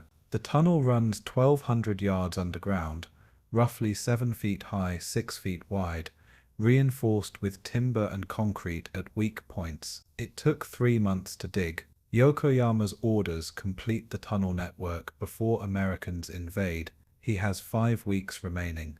His engineering company works 18-hour shifts. Men collapse from heat exhaustion underground. Some die from gas exposure. Yokoyama buries them in side chambers and continues construction. The tunnel network must be finished. Everything depends on it. Engineering warfare on Iwo Jima begins 8 months before the battle. Kuribayashi requests combat engineers from Tokyo, receives 600 specialists. They're not enough. He conscripts Korean forced laborers. Exact numbers lost to history. Estimates range 1,200 to 2,000 men. The Koreans are colonial subjects, essentially slaves, given the most dangerous work, digging in unproven areas, shoring up unstable tunnels, testing gas pockets.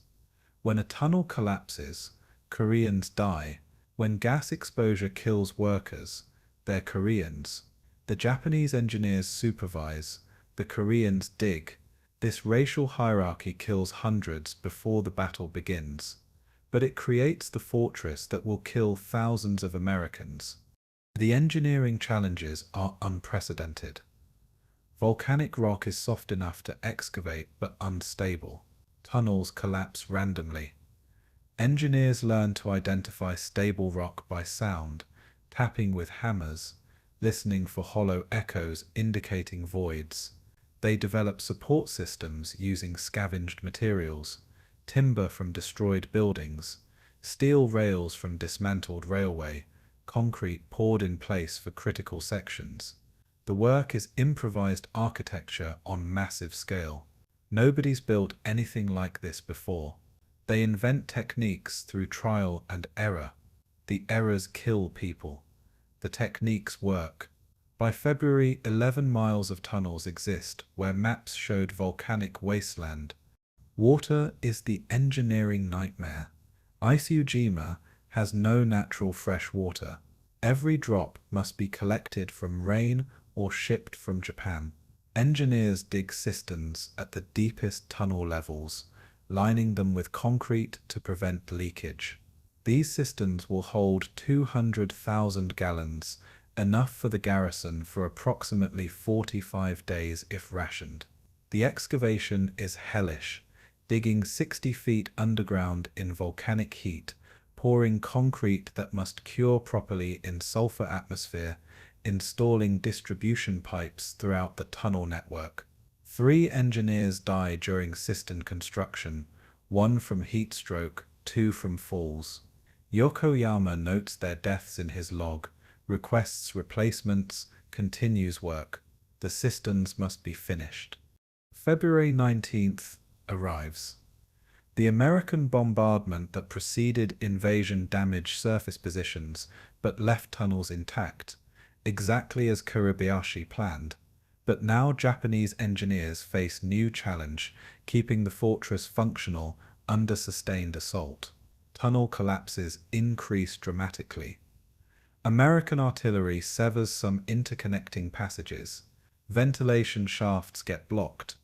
The engineers become emergency repair crews, working under fire to maintain the system. Lieutenant Saburo Endo leads a repair team that reopens a collapsed tunnel, March 5th, while American Marines fight 300 yards away. His team digs through rubble, shores up the passage, restores traffic. They work for 11 hours straight. The tunnel reopens. American intelligence never knows it was temporarily closed. The fortress repairs itself. American combat engineers land on D-Day with different mission, build what Japanese are destroying. The Seabees Navy construction battalions and Marine engineers arrive with bulldozers, graders, and orders to make Airfield No. 1 operational within days. The volcanic ash defeats them initially. Bulldozers sink in ash that can't support weight. Steel matting metal mesh designed to create instant runways disappears into the ash. Engineers try grading the ash solid, but it won't compact. The solution requires innovation. Mix volcanic ash with crushed coral from offshore reefs, creating aggregate that compacts properly. This works, but acquiring coral requires underwater demolition while under Japanese fire. Engineers improvise constantly, solving problems that training never covered. Lieutenant Joseph Alexander leads a Marine combat engineer platoon with specific mission: reduce fortified positions. His tools: satchel charges, shaped charges, flamethrowers, and bulldozers. By late February, Alexander's platoon has developed systematic approach to bunker reduction. First, infantry suppresses the position. Second, engineers approach with shaped charges, blasting the firing port closed. Third, engineers blast an entrance through the bunker's rear or side. Fourth, flamethrowers pump napalm inside. Fifth, bulldozers collapse the position, sealing any surviving defenders. The process takes 30 to 60 minutes per bunker. Some positions require multiple attempts, but the system works. Alexander's platoon reduces 73 bunkers in 3 weeks. Cost: 18 engineers killed or wounded, nearly 50% casualties, but the bunkers stop killing Marines. That's the measure of success. Demolitions technology evolves rapidly. Standard 20-pound satchel charges prove insufficient against reinforced positions. Engineers build 40-pound charges, then 60-pound charges. They experiment with directional charges, explosives molded around metal cones, focusing blast energy into shaped penetrators that punch through concrete. These shaped charges are improvised in the field. Engineers reading technical manuals, testing designs on captured bunkers, refining techniques. By March, Marine engineers are manufacturing custom demolitions for specific targets. This improvised military engineering shortens the battle. Without it, bunker reduction would take twice as long, cost twice as many lives. The engineer's innovation is as important as any infantry courage. The bulldozer becomes an unlikely weapon. Tank dozers, Sherman tanks with bulldozer blades, approach bunkers, push volcanic earth against firing ports, bury the positions. Defenders inside suffocate or surrender. It's unglamorous warfare, mechanical rather than heroic, but it works. Engineers operate these bulldozers under fire. Japanese specifically target them because they're effective. 13 dozers are destroyed in March alone. Operators bail out seconds before anti-tank rounds impact. Replacement dozers arrive. Replacement operators take over. The work continues. By late March, entire bunker complexes are simply buried, earth pushed over positions, sealing them. It's siege warfare using industrial equipment. The Romans would recognize the tactics. The scale would astonish them. Airfield construction proceeds under fire. Seabees grade and compact Airfield No. 1, while Japanese artillery shells the strip. Men die grading runways. Equipment is destroyed daily.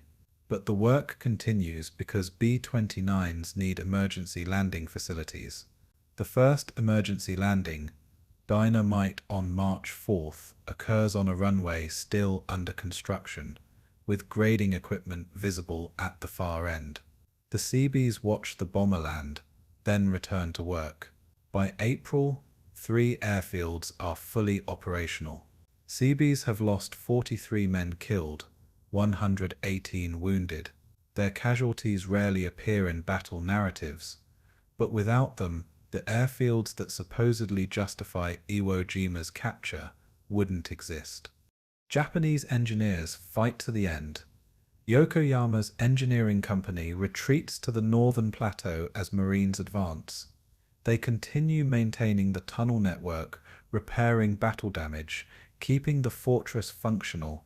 March 23rd, Yokoyama leads a repair crew attempting to reopen a collapsed passage.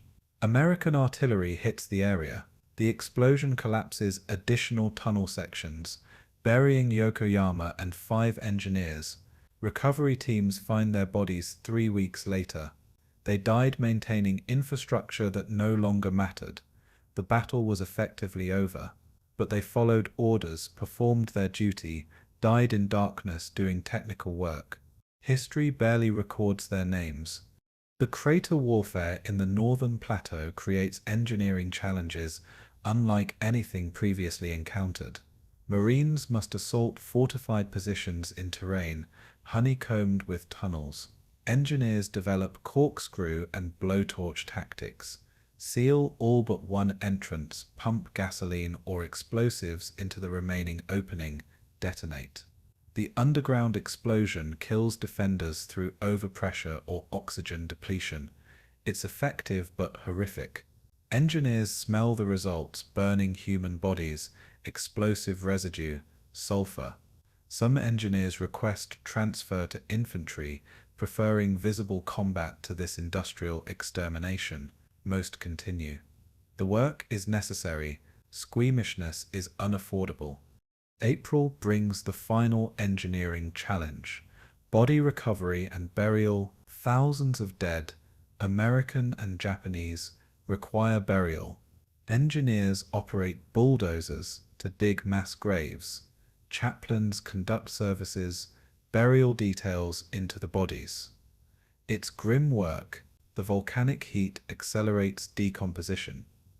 The smell is unbearable. Engineers wear gas masks during burial operations. Some bodies can't be identified. Dog tags lost, features destroyed, remains too damaged. They're buried as unknowns. Engineers move systematically across the island, clearing battlefields, burying dead. It takes weeks. Nobody volunteers for this duty. Everybody serves when assigned. The island must be sanitized before it's handed to garrison forces.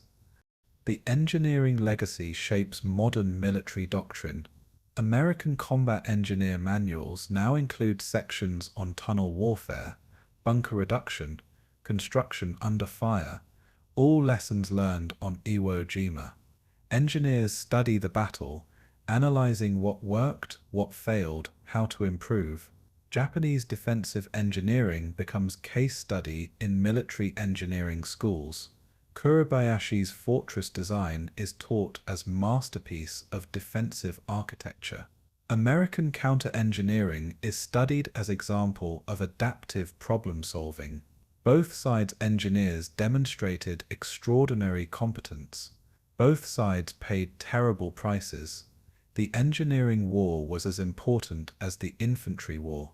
History emphasizes infantry heroism. Engineers made that heroism possible by building, destroying, adapting, and solving problems that no manual addressed.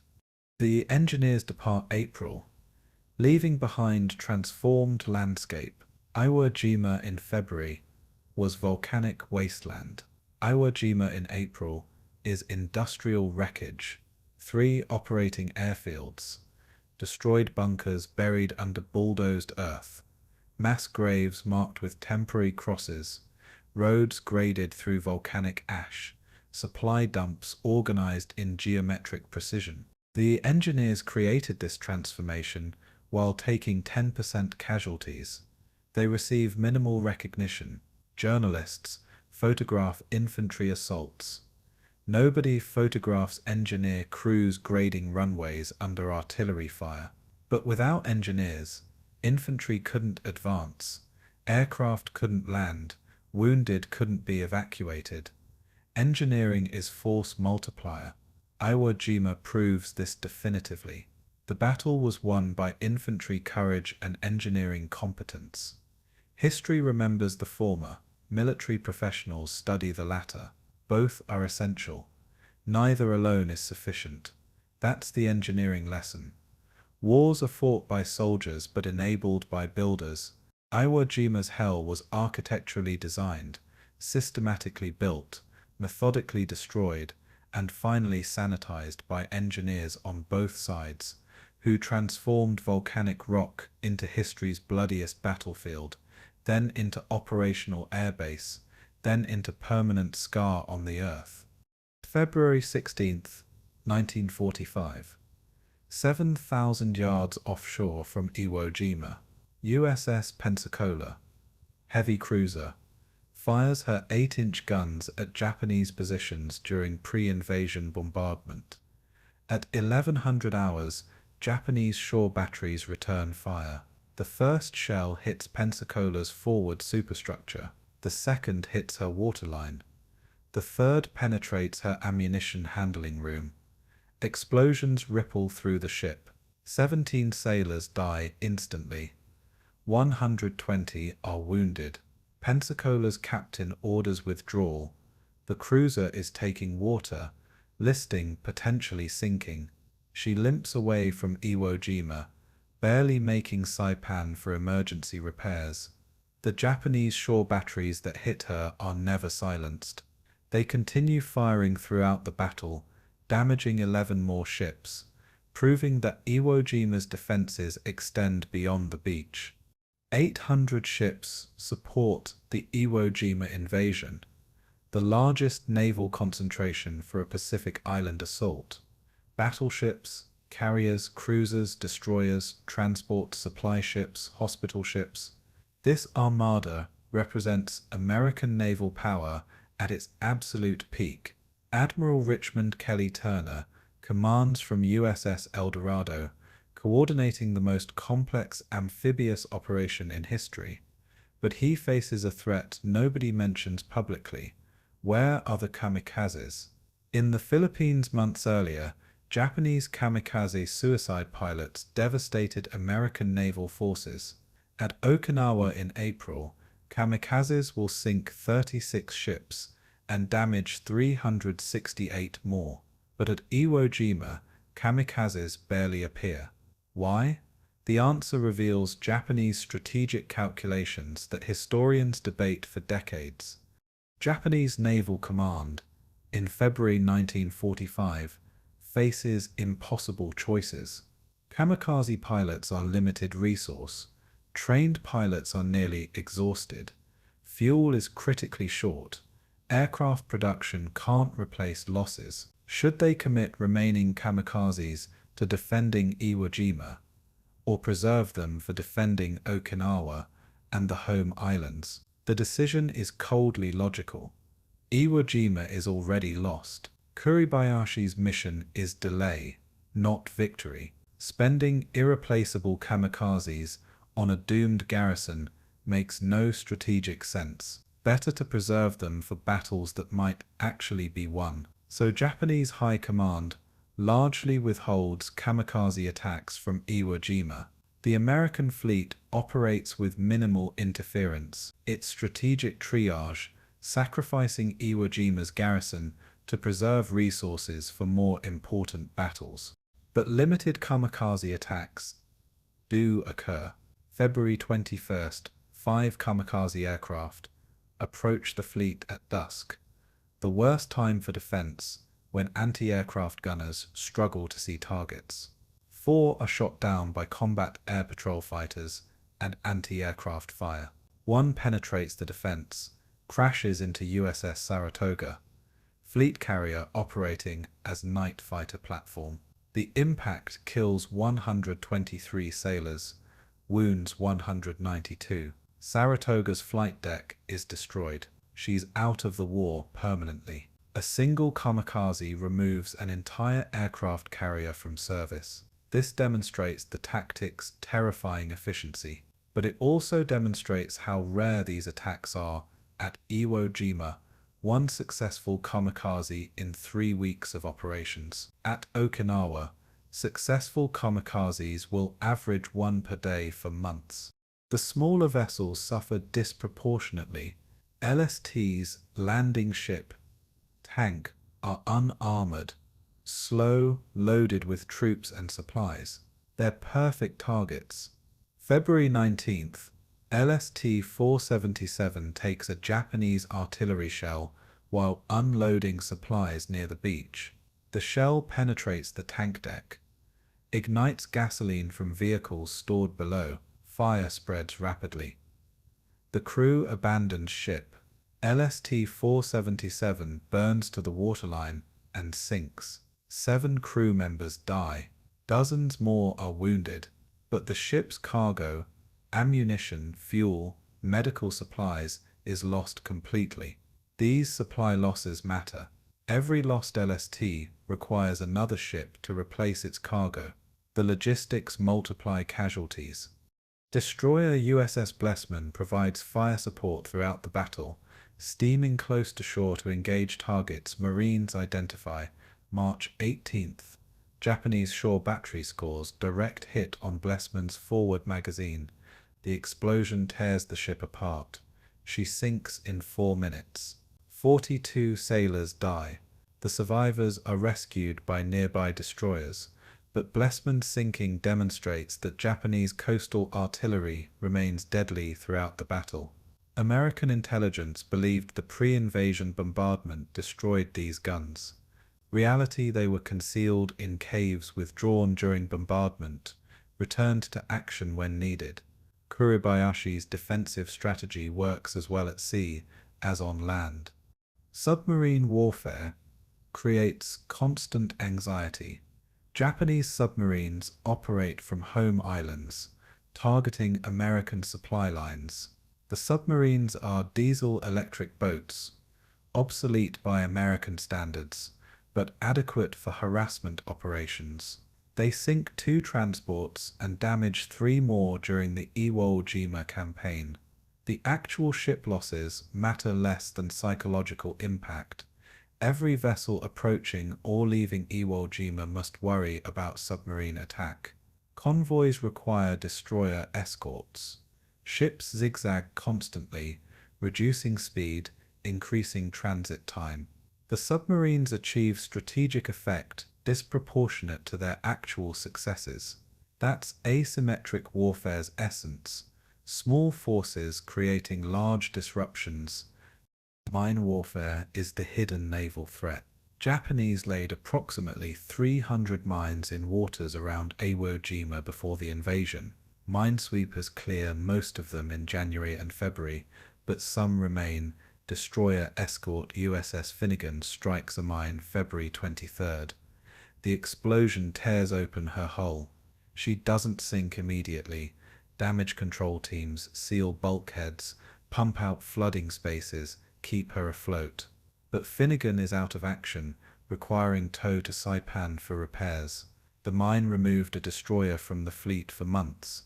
One mine, costing perhaps a few $100s to manufacture, eliminated a warship costing millions. That's cost-exchange ratio favoring the defender dramatically. The hospital ships represent medical miracles.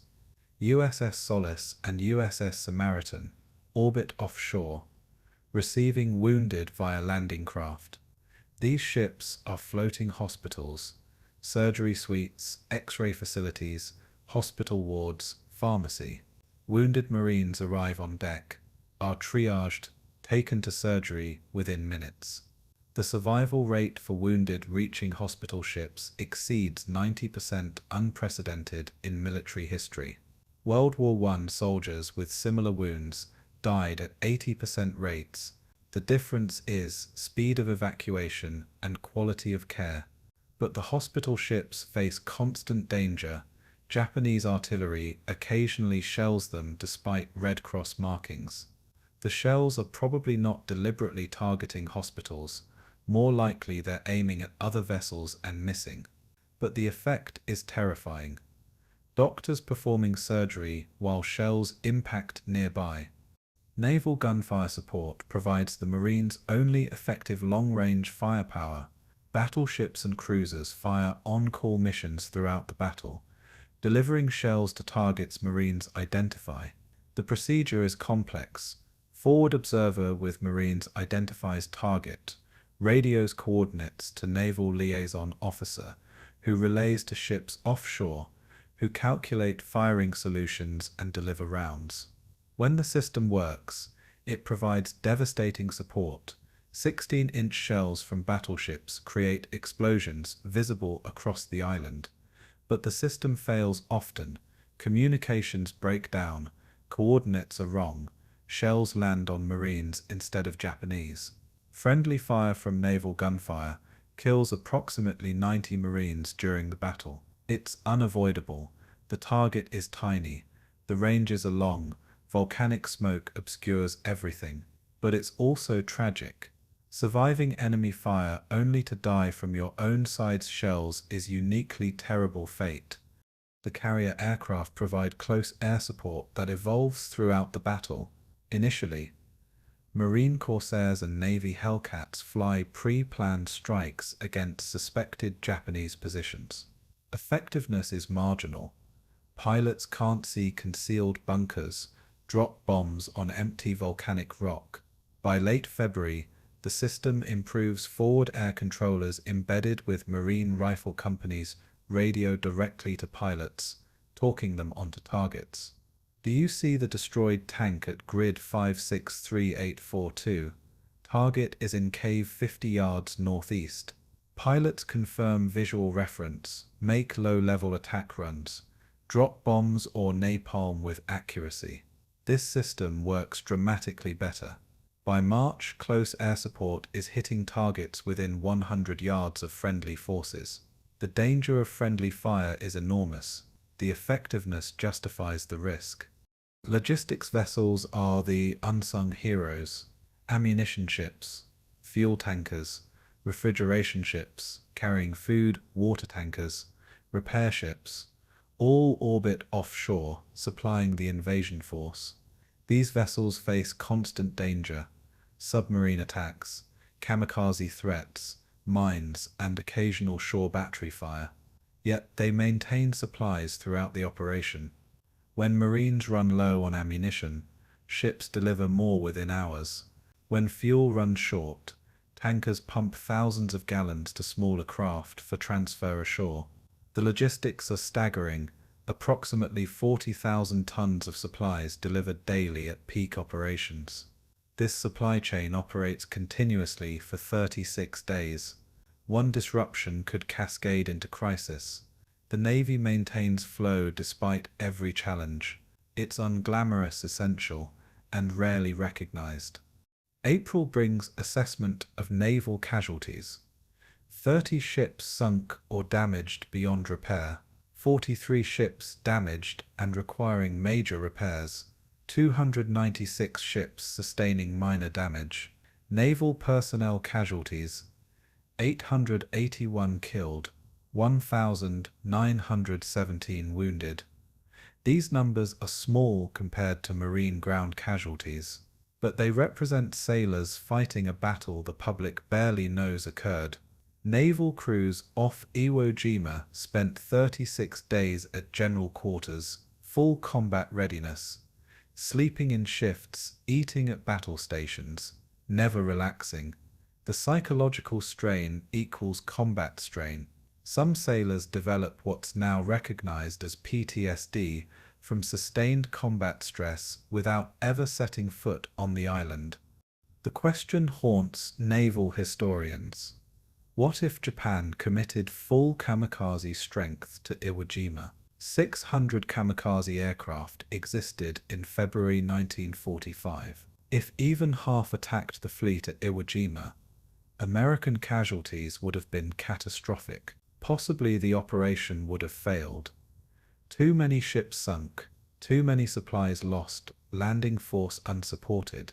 But Japan didn't commit those resources. Strategic calculation overrode tactical opportunity. Japanese high command looked at Iwo Jima and saw inevitable loss. They preserved kamikazes for Okinawa, where they would sink or damage hundreds of ships. That strategic decision, letting Iwo Jima's garrison die without maximum air support, might have saved the Iwo Jima invasion from catastrophic failure. The kamikazes that never came are as important as the ones that did. The naval battle around Iwo Jima reveals modern war's complexity. Victory requires more than infantry courage or tactical brilliance. It requires logistics, air support, naval gunfire, medical evacuation, communications, and sustained supply flow. The Navy couldn't support Marines without ship crews working around the clock under constant threat. Modern war is industrial enterprise requiring thousands of people performing unglamorous tasks, while small numbers do the fighting. Iwo Jima demonstrates this definitively. The battle wasn't won on volcanic beaches alone. It was won across an entire oceanic space where sailors fought their own battle, less visible, less recognized, but absolutely essential to every Marine advance on that terrible island. March 8th, 1945. Battalion Aid Station near the center of Iwo Jima. Private First Class Donald Graves arrives complaining of fever, weakness, bloody diarrhea. Corpsmen examine him, diagnose dysentery, bacterial infection causing intestinal inflammation. This is Graves's 12th day on the island. He's lost 15 pounds. He can barely hold his rifle. The corpsman gives him sulfur drugs, tells him to drink more water, sends him back to his unit. There's no choice. Manpower is too scarce to evacuate anyone who can still walk. Graves returns to the line, fights for another week, despite worsening symptoms, finally collapses from dehydration, and gets evacuated. He's one of approximately 1,800 Marines who become non-battle casualties from disease during the Iwo Jima campaign. These casualties don't appear in heroic narratives, but they're as real as bullet wounds. The volcanic environment breeds unique medical challenges. Sulfur in the air irritates lungs, causing chronic coughing and respiratory inflammation.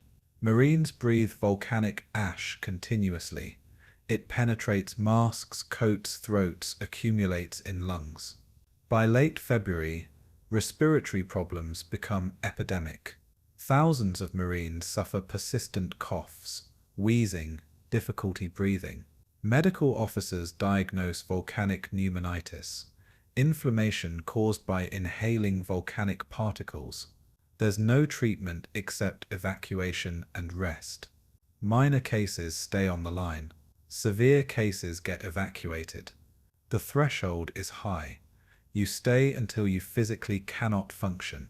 Hundreds of Marines fight the entire battle with compromised lungs, gasping for breath, coughing blood, barely functional. Nobody records these sufferings as casualties. Water shortage creates cascading health problems. Iwo Jima has no natural fresh water. Every gallon must be transported from ships offshore. The volcanic heat and combat exertion mean each Marine requires approximately 2 gallons per day to remain functional. 70,000 Marines require 140,000 gallons daily. The logistics struggle to deliver this much water, so rationing is enforced, 1 canteen per day per Marine, approximately 1 gallon, is insufficient.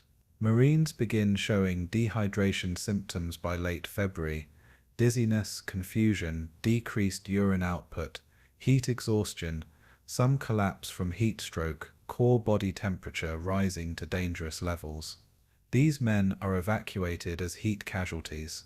Officially, they're not combat casualties. Functionally, the volcanic environment killed them as surely as Japanese bullets. Combat exhaustion emerges as major concern.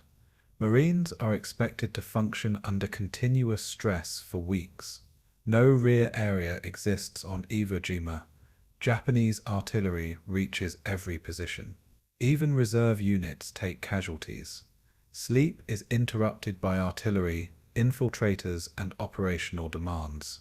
By mid-March, many Marines have slept fewer than 4 hours per night for 3 weeks. The cumulative exhaustion produces psychological breakdown. Men become unable to function, staring blankly, failing to respond to orders, sometimes weeping uncontrollably. Medical officers diagnose combat fatigue, the contemporary term for what's now called acute stress reaction. Treatment is rest, but rest is impossible. Minor cases are given 48 hours in reserve positions, then return to frontline. Severe cases are evacuated. Approximately 1,200 Marines are evacuated for combat fatigue during the Iwo Jima campaign. This number is certainly undercount. Commanders resist evacuating men for psychological reasons when manpower is desperately short. Lieutenant Thomas Winslow commands a rifle platoon in the 5th Marines. By March 10th, his platoon has suffered 75% casualties. He's received 3 groups of replacements. The original 42 men he landed with are nearly all dead or wounded.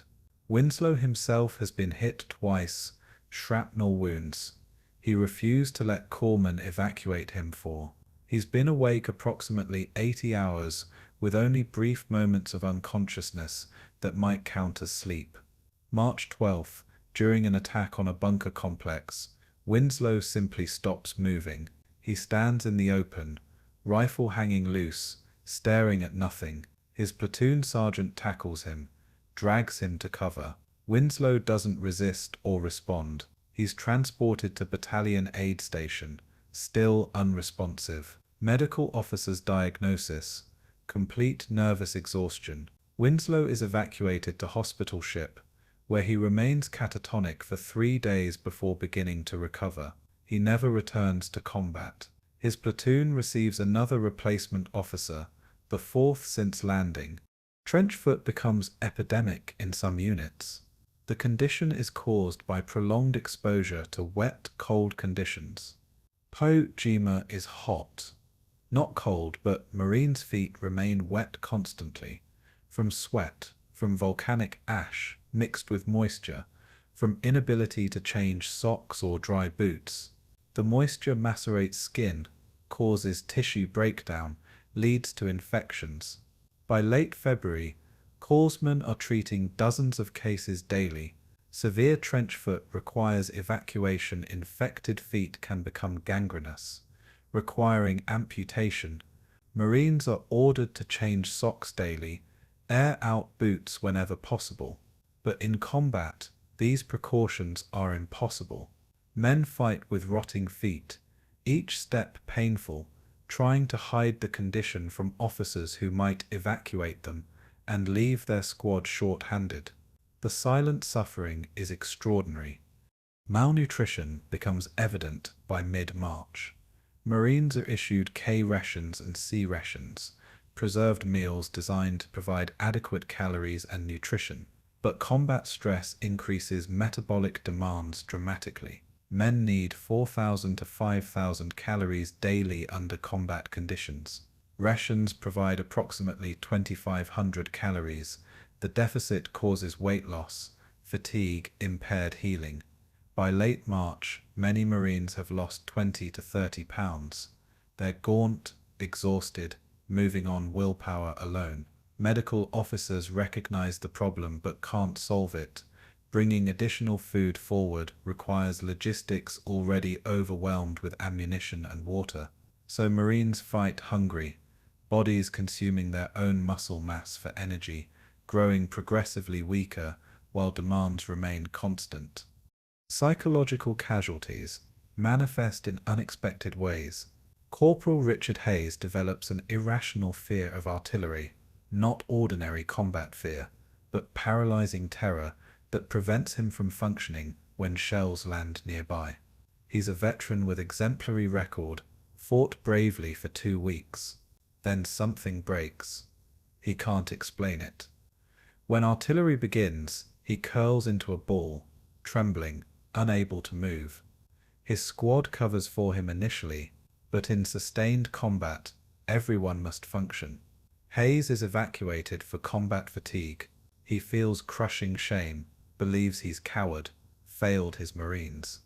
Decades later, psychiatrists will explain he experienced traumatic stress reaction, his nervous system overwhelmed by sustained threat. But in March 1945, he's just labeled nervous exhaustion and evacuated. He carries the shame for life. The cumulative stress creates breaking points. Sergeant William Patterson commands a squad in the 3rd Marines. His squad has cleared dozens of bunkers, suffered 50% casualties, received replacements twice, March 16th. During another bunker assault, Patterson simply refuses to move forward. He's not paralyzed by fear, he's coldly rational. He tells his lieutenant, "We're going to die if we continue. This is pointless." "I'm not moving." The lieutenant threatens court-martial. Patterson doesn't respond. His squad doesn't move. They're following their sergeant. The lieutenant calls company commander, who arrives, relieves Patterson, has him escorted to rear. Patterson is eventually court-martialed for disobedience, under fire, reduced in rank, sentenced to brig time. But psychiatrist evaluating him note subject displays rational assessment of tactical situation, not cowardice. His breaking point was reached through cumulative stress, not moral failure. Patterson serves his sentence, receives honorable discharge. He spends post-war years wondering if his refusal was cowardice or sanity. Vitamin deficiencies emerge unexpectedly. K rations contain vitamin supplements, but combat stress increases vitamin requirements. By late March, some Marines show signs of scurvy, vitamin C deficiency, causing bleeding gums, loose teeth, weakness. It's a disease associated with 18th century sailing ships, not 20th century warfare. But the combination of inadequate fresh food, combat stress, and sustained exertion creates conditions where even supplemented rations prove insufficient. Medical officers prescribe vitamin tablets, but supplies are limited. Some Marines develop night blindness, vitamin A deficiency impairing vision in low light. This is tactically dangerous. Night operations become impossible for affected individuals. These nutritional casualties don't appear in official records, but impair combat effectiveness as surely as wounds. The mental health crisis emerges fully only post-war. Of Marines who fought on Iwo Jima, researchers estimate 30 to 40% experience significant long-term psychological problems. Depression, anxiety, substance abuse, relationship difficulties, employment problems all correlate with Iwo Jima service. The Marine Corps has no framework for addressing this. Psychiatry is rudimentary. Trauma counseling doesn't exist. Marines are expected to adjust to civilian life. Most try, many fail. Some succeed externally while suffering internally. The hidden casualties of Iwo Jima continue accumulating for decades. Divorces attributable to untreated PTSD, suicides years after the battle, chronic alcoholism numbing unprocessed trauma. These casualties never appear in official counts, but they're real. The survival guilt proves particularly devastating. Corporal James Matthews survives Iwo Jima with minor wounds. His entire squad is killed or seriously wounded. He feels overwhelming guilt. Why did he survive when better Marines died? Therapy doesn't exist. He drinks heavily to suppress the feelings. The drinking costs him his marriage, his job, eventually his health. He dies in 1982, cirrhosis of the liver, essentially killed by Iwo Jima 37 years after the battle ended. His death certificate lists natural causes. More accurately, he's a delayed casualty of volcanic ash and survivor guilt. Hundreds of veterans follow similar trajectories. The battle kills them slowly across decades rather than instantly with bullets. Medical statistics tell incomplete story. Official casualty figures: 26,000 wounded or killed in combat. Unofficial additional casualties: approximately 1,800 disease cases, 1,200 combat fatigue evacuations, hundreds of heat casualties, nutritional deficiencies, uncounted, psychological damage affecting thousands post-war. Adding these hidden casualties, Iwo Jima's true cost approaches 40,000 American casualties, 57% casualty rate. The hidden casualties are as real as visible wounds. They're just less photogenic, less heroic in narrative terms, less compatible with stories of triumph. So they're minimized, dismissed, forgotten. But the Marines who suffered them know the truth. Iwo Jima didn't just wound bodies. It wounded minds, shattered psyches, broke men in ways bullets never could. The volcanic hell killed quickly with violence, and slowly with exhaustion, disease, starvation, and despair. Both methods were effective. Both produced casualties. Only one produced medals and recognition. The other produced silent suffering that lasted lifetimes. That's the hidden enemy, not Japanese soldiers, but the cumulative strain of industrial warfare on human biology and psychology. The volcanic environment, the sustained stress, the inadequate rest and nutrition, these factors killed and wounded thousands without firing a shot. They're forgotten enemies, but they were deadly as any Japanese position, and they claimed casualties that statistics never properly counted. June 10th, 1945. Walter Reed Army Hospital, Washington, D.C. Private First Class Ira Hayes sits in a wheelchair. He's not wounded, but hospital staff insist waiting to meet President Harry Truman. Hayes is part of the 7th War Bond Tour, traveling America with fellow flag raisers René Gagnon and John Bradley. They're celebrities. Their faces are on posters nationwide. Hayes feels like a fraud. He raised a replacement flag for a photograph, while Marines continued dying in volcanic ash. Now he's called a hero, given medals, paraded before crowds. The cognitive dissonance is destroying him. He started drinking heavily to manage the anxiety. Today he'll shake the president's hand, smile for cameras, and feel like he's betraying every Marine who died anonymously. This is Hayes's war now, not against Japanese, but against myth-making machine that transforms routine actions into transcendent symbols. The flag-raising photograph achieves cultural immortality immediately. By July 1945, the image has been reproduced more than 3 million times. It appears on war bond posters, magazine covers, newspapers, even billboard advertisements for products with no connection to military. The composition is perfect, diagonal flag pole creating dynamic tension, 6 figures demonstrating teamwork, flag suggesting inevitable victory. It becomes shorthand for American determination, military prowess, ultimate triumph. That the battle was barely 1/5 complete when the photo was taken becomes irrelevant detail. The image is emotionally true, even if factually misleading, and emotional truth wins public consciousness. The 3 surviving flag raisers, Hayes, Gagnon, and Bradley, spend June through October 1945 traveling America for the War Bond Tour. They give speeches written by Treasury Department officials. They smile for photographers. They sign autographs. They're deeply uncomfortable. None of them feel heroic. Hayes in particular struggles. He's Pima Indian, reserved, uncomfortable with attention. The crowds terrify him. The praise feels undeserved. He tells reporters, "I'm no hero.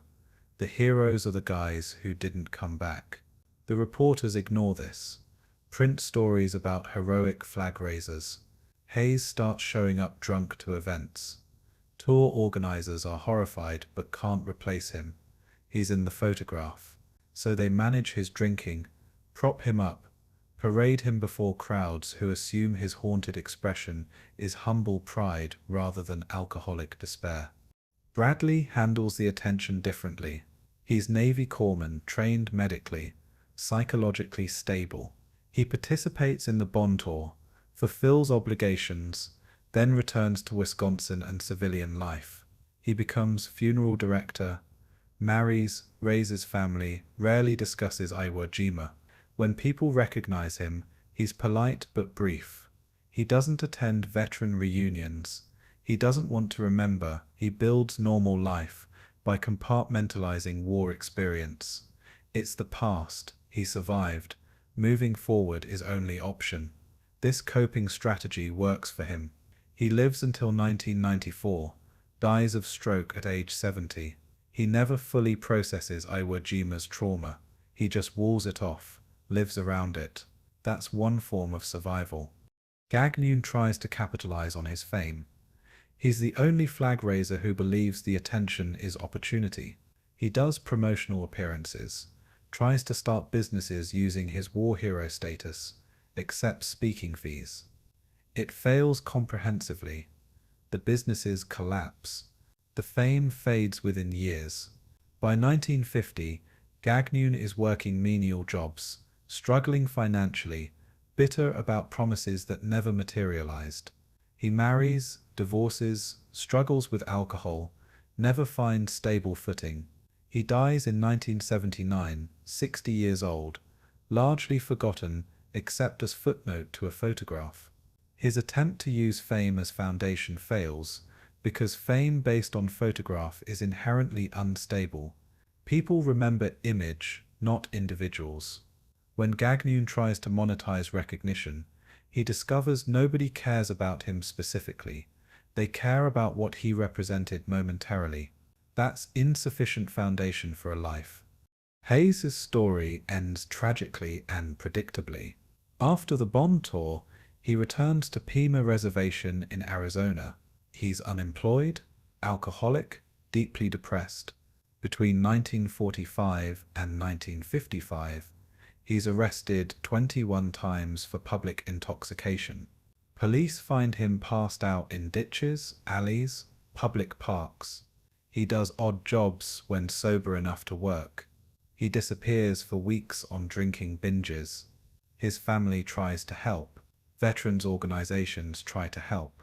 Nothing works. January 24, 1955. Police find Hayes dead in irrigation ditch on the reservation. Cause hypothermia and alcohol poisoning. He passed out drunk. Temperature dropped overnight. He froze to death. He's 32 years old. The photograph made him famous. The fame didn't kill him, but the unbearable gap between what he represented and what he felt he actually was, that killed him. He self-medicated trauma with alcohol. The alcohol eventually won. The photograph's mythology grows despite, or because of, these troubled survivors. The image becomes Marine Corps War Memorial in Arlington, dedicated November 1954. Its massive bronze sculpture, 32 feet tall, figures cast larger than life, flag permanently frozen at heroic angle. Ira Hayes attends the dedication, cries during the ceremony. A photograph captures him crying, tears running down his face, expression devastated. He's buried 9 months later. The memorial outlives him, outlives all the flag raisers, becomes tourist destination. Millions visit. They see heroic sculpture. They don't see Hayes' tears or understand what they represented. The memorial succeeds in its purpose. It inspires, it commemorates, it makes sacrifice visible. Whether it represents truth is different. Question with uncomfortable answer. The identification errors emerge slowly. For decades, history records 6 men in the photograph: Ira Hayes, Rene Gagnon, John Bradley, Michael Strank, Franklin Sosley, Harlan Block. Strank, Sosley, and Block all died on Iwo Jima. The identification seemed certain.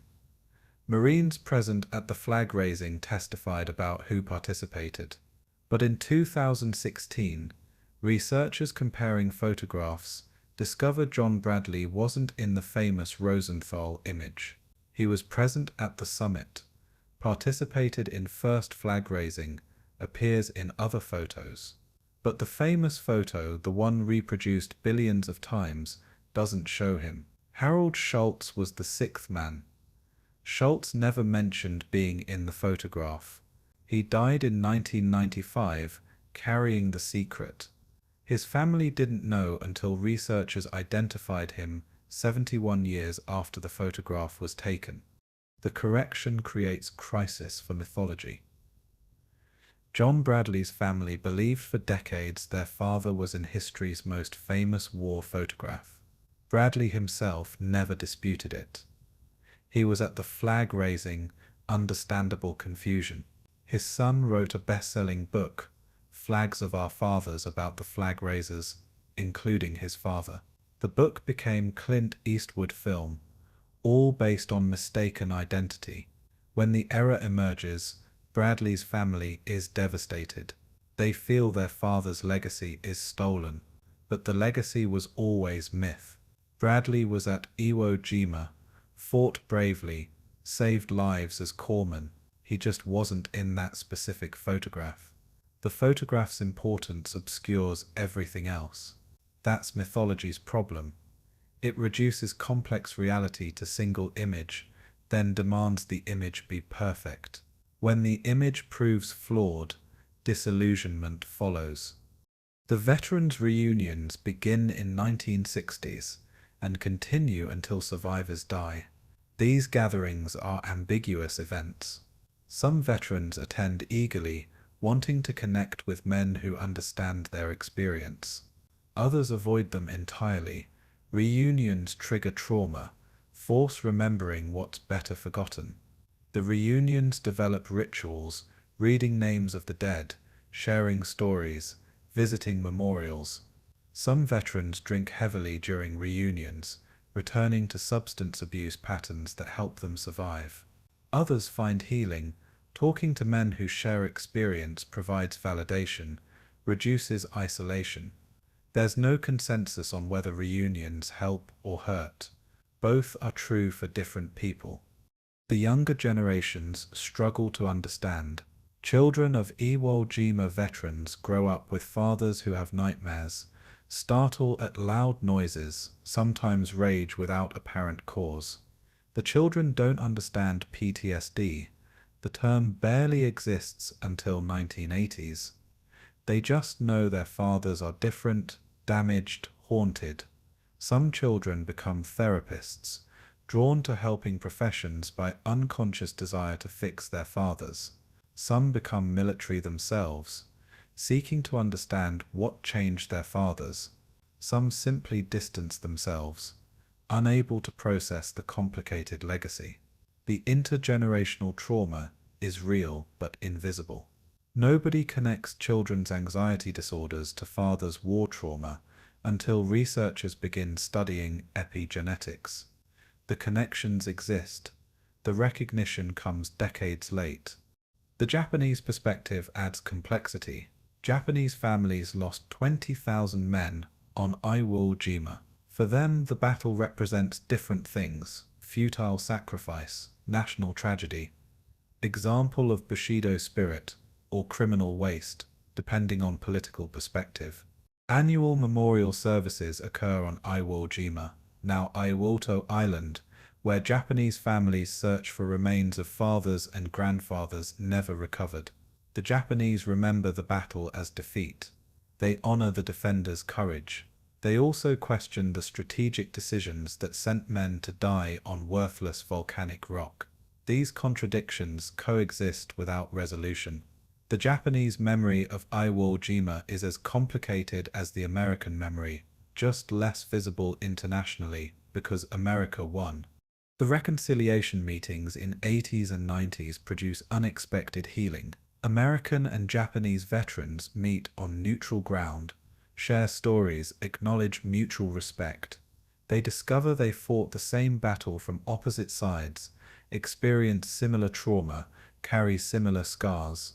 Language barriers complicate communication, translators mediate.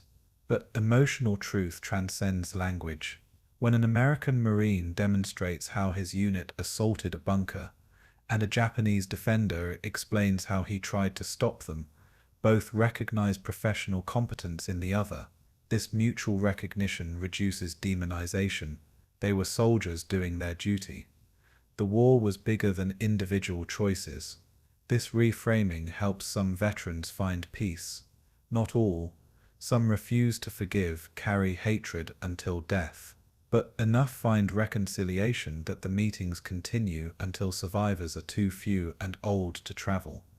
The films and documentaries proliferate through decades. Sands of Iwo Jima, starring John Wayne, 1949, is Hollywood heroism divorced from reality. Flags of Our Fathers, 2006, and Letters from Iwo Jima, 2006, present more nuanced views. American and Japanese perspectives, acknowledging complexity. Ken Burns-style documentaries provide historical detail. Each generation reinterprets Iwo Jima through contemporary lens. Cold War era emphasizes anti-communist vigilance. Vietnam era questions military authority. Modern era emphasizes PTSD and veteran care. The battle becomes canvas for each generation's concerns. The actual experience recedes. The mythology adapts. The last survivors gather public attention. By 2020, fewer than 100 Iwo Jima veterans survive worldwide. Journalists interview them, preserving testimonies before they die. These final interviews reveal men who've spent 75 years processing experience. They're no longer traumatized youth. They're elderly men who've lived full lives despite Iwo Jima. Some have made peace with their experiences. Others remain bitter. All acknowledge the battle changed them permanently. The last survivor will die soon, possibly within 5 years. Then Iwo Jima transitions from living memory to pure history. The photographs, films, books, and memorials remain. The men who actually experienced volcanic hell will be gone. What remains is mythology, and mythology is always less than truth, but more than facts.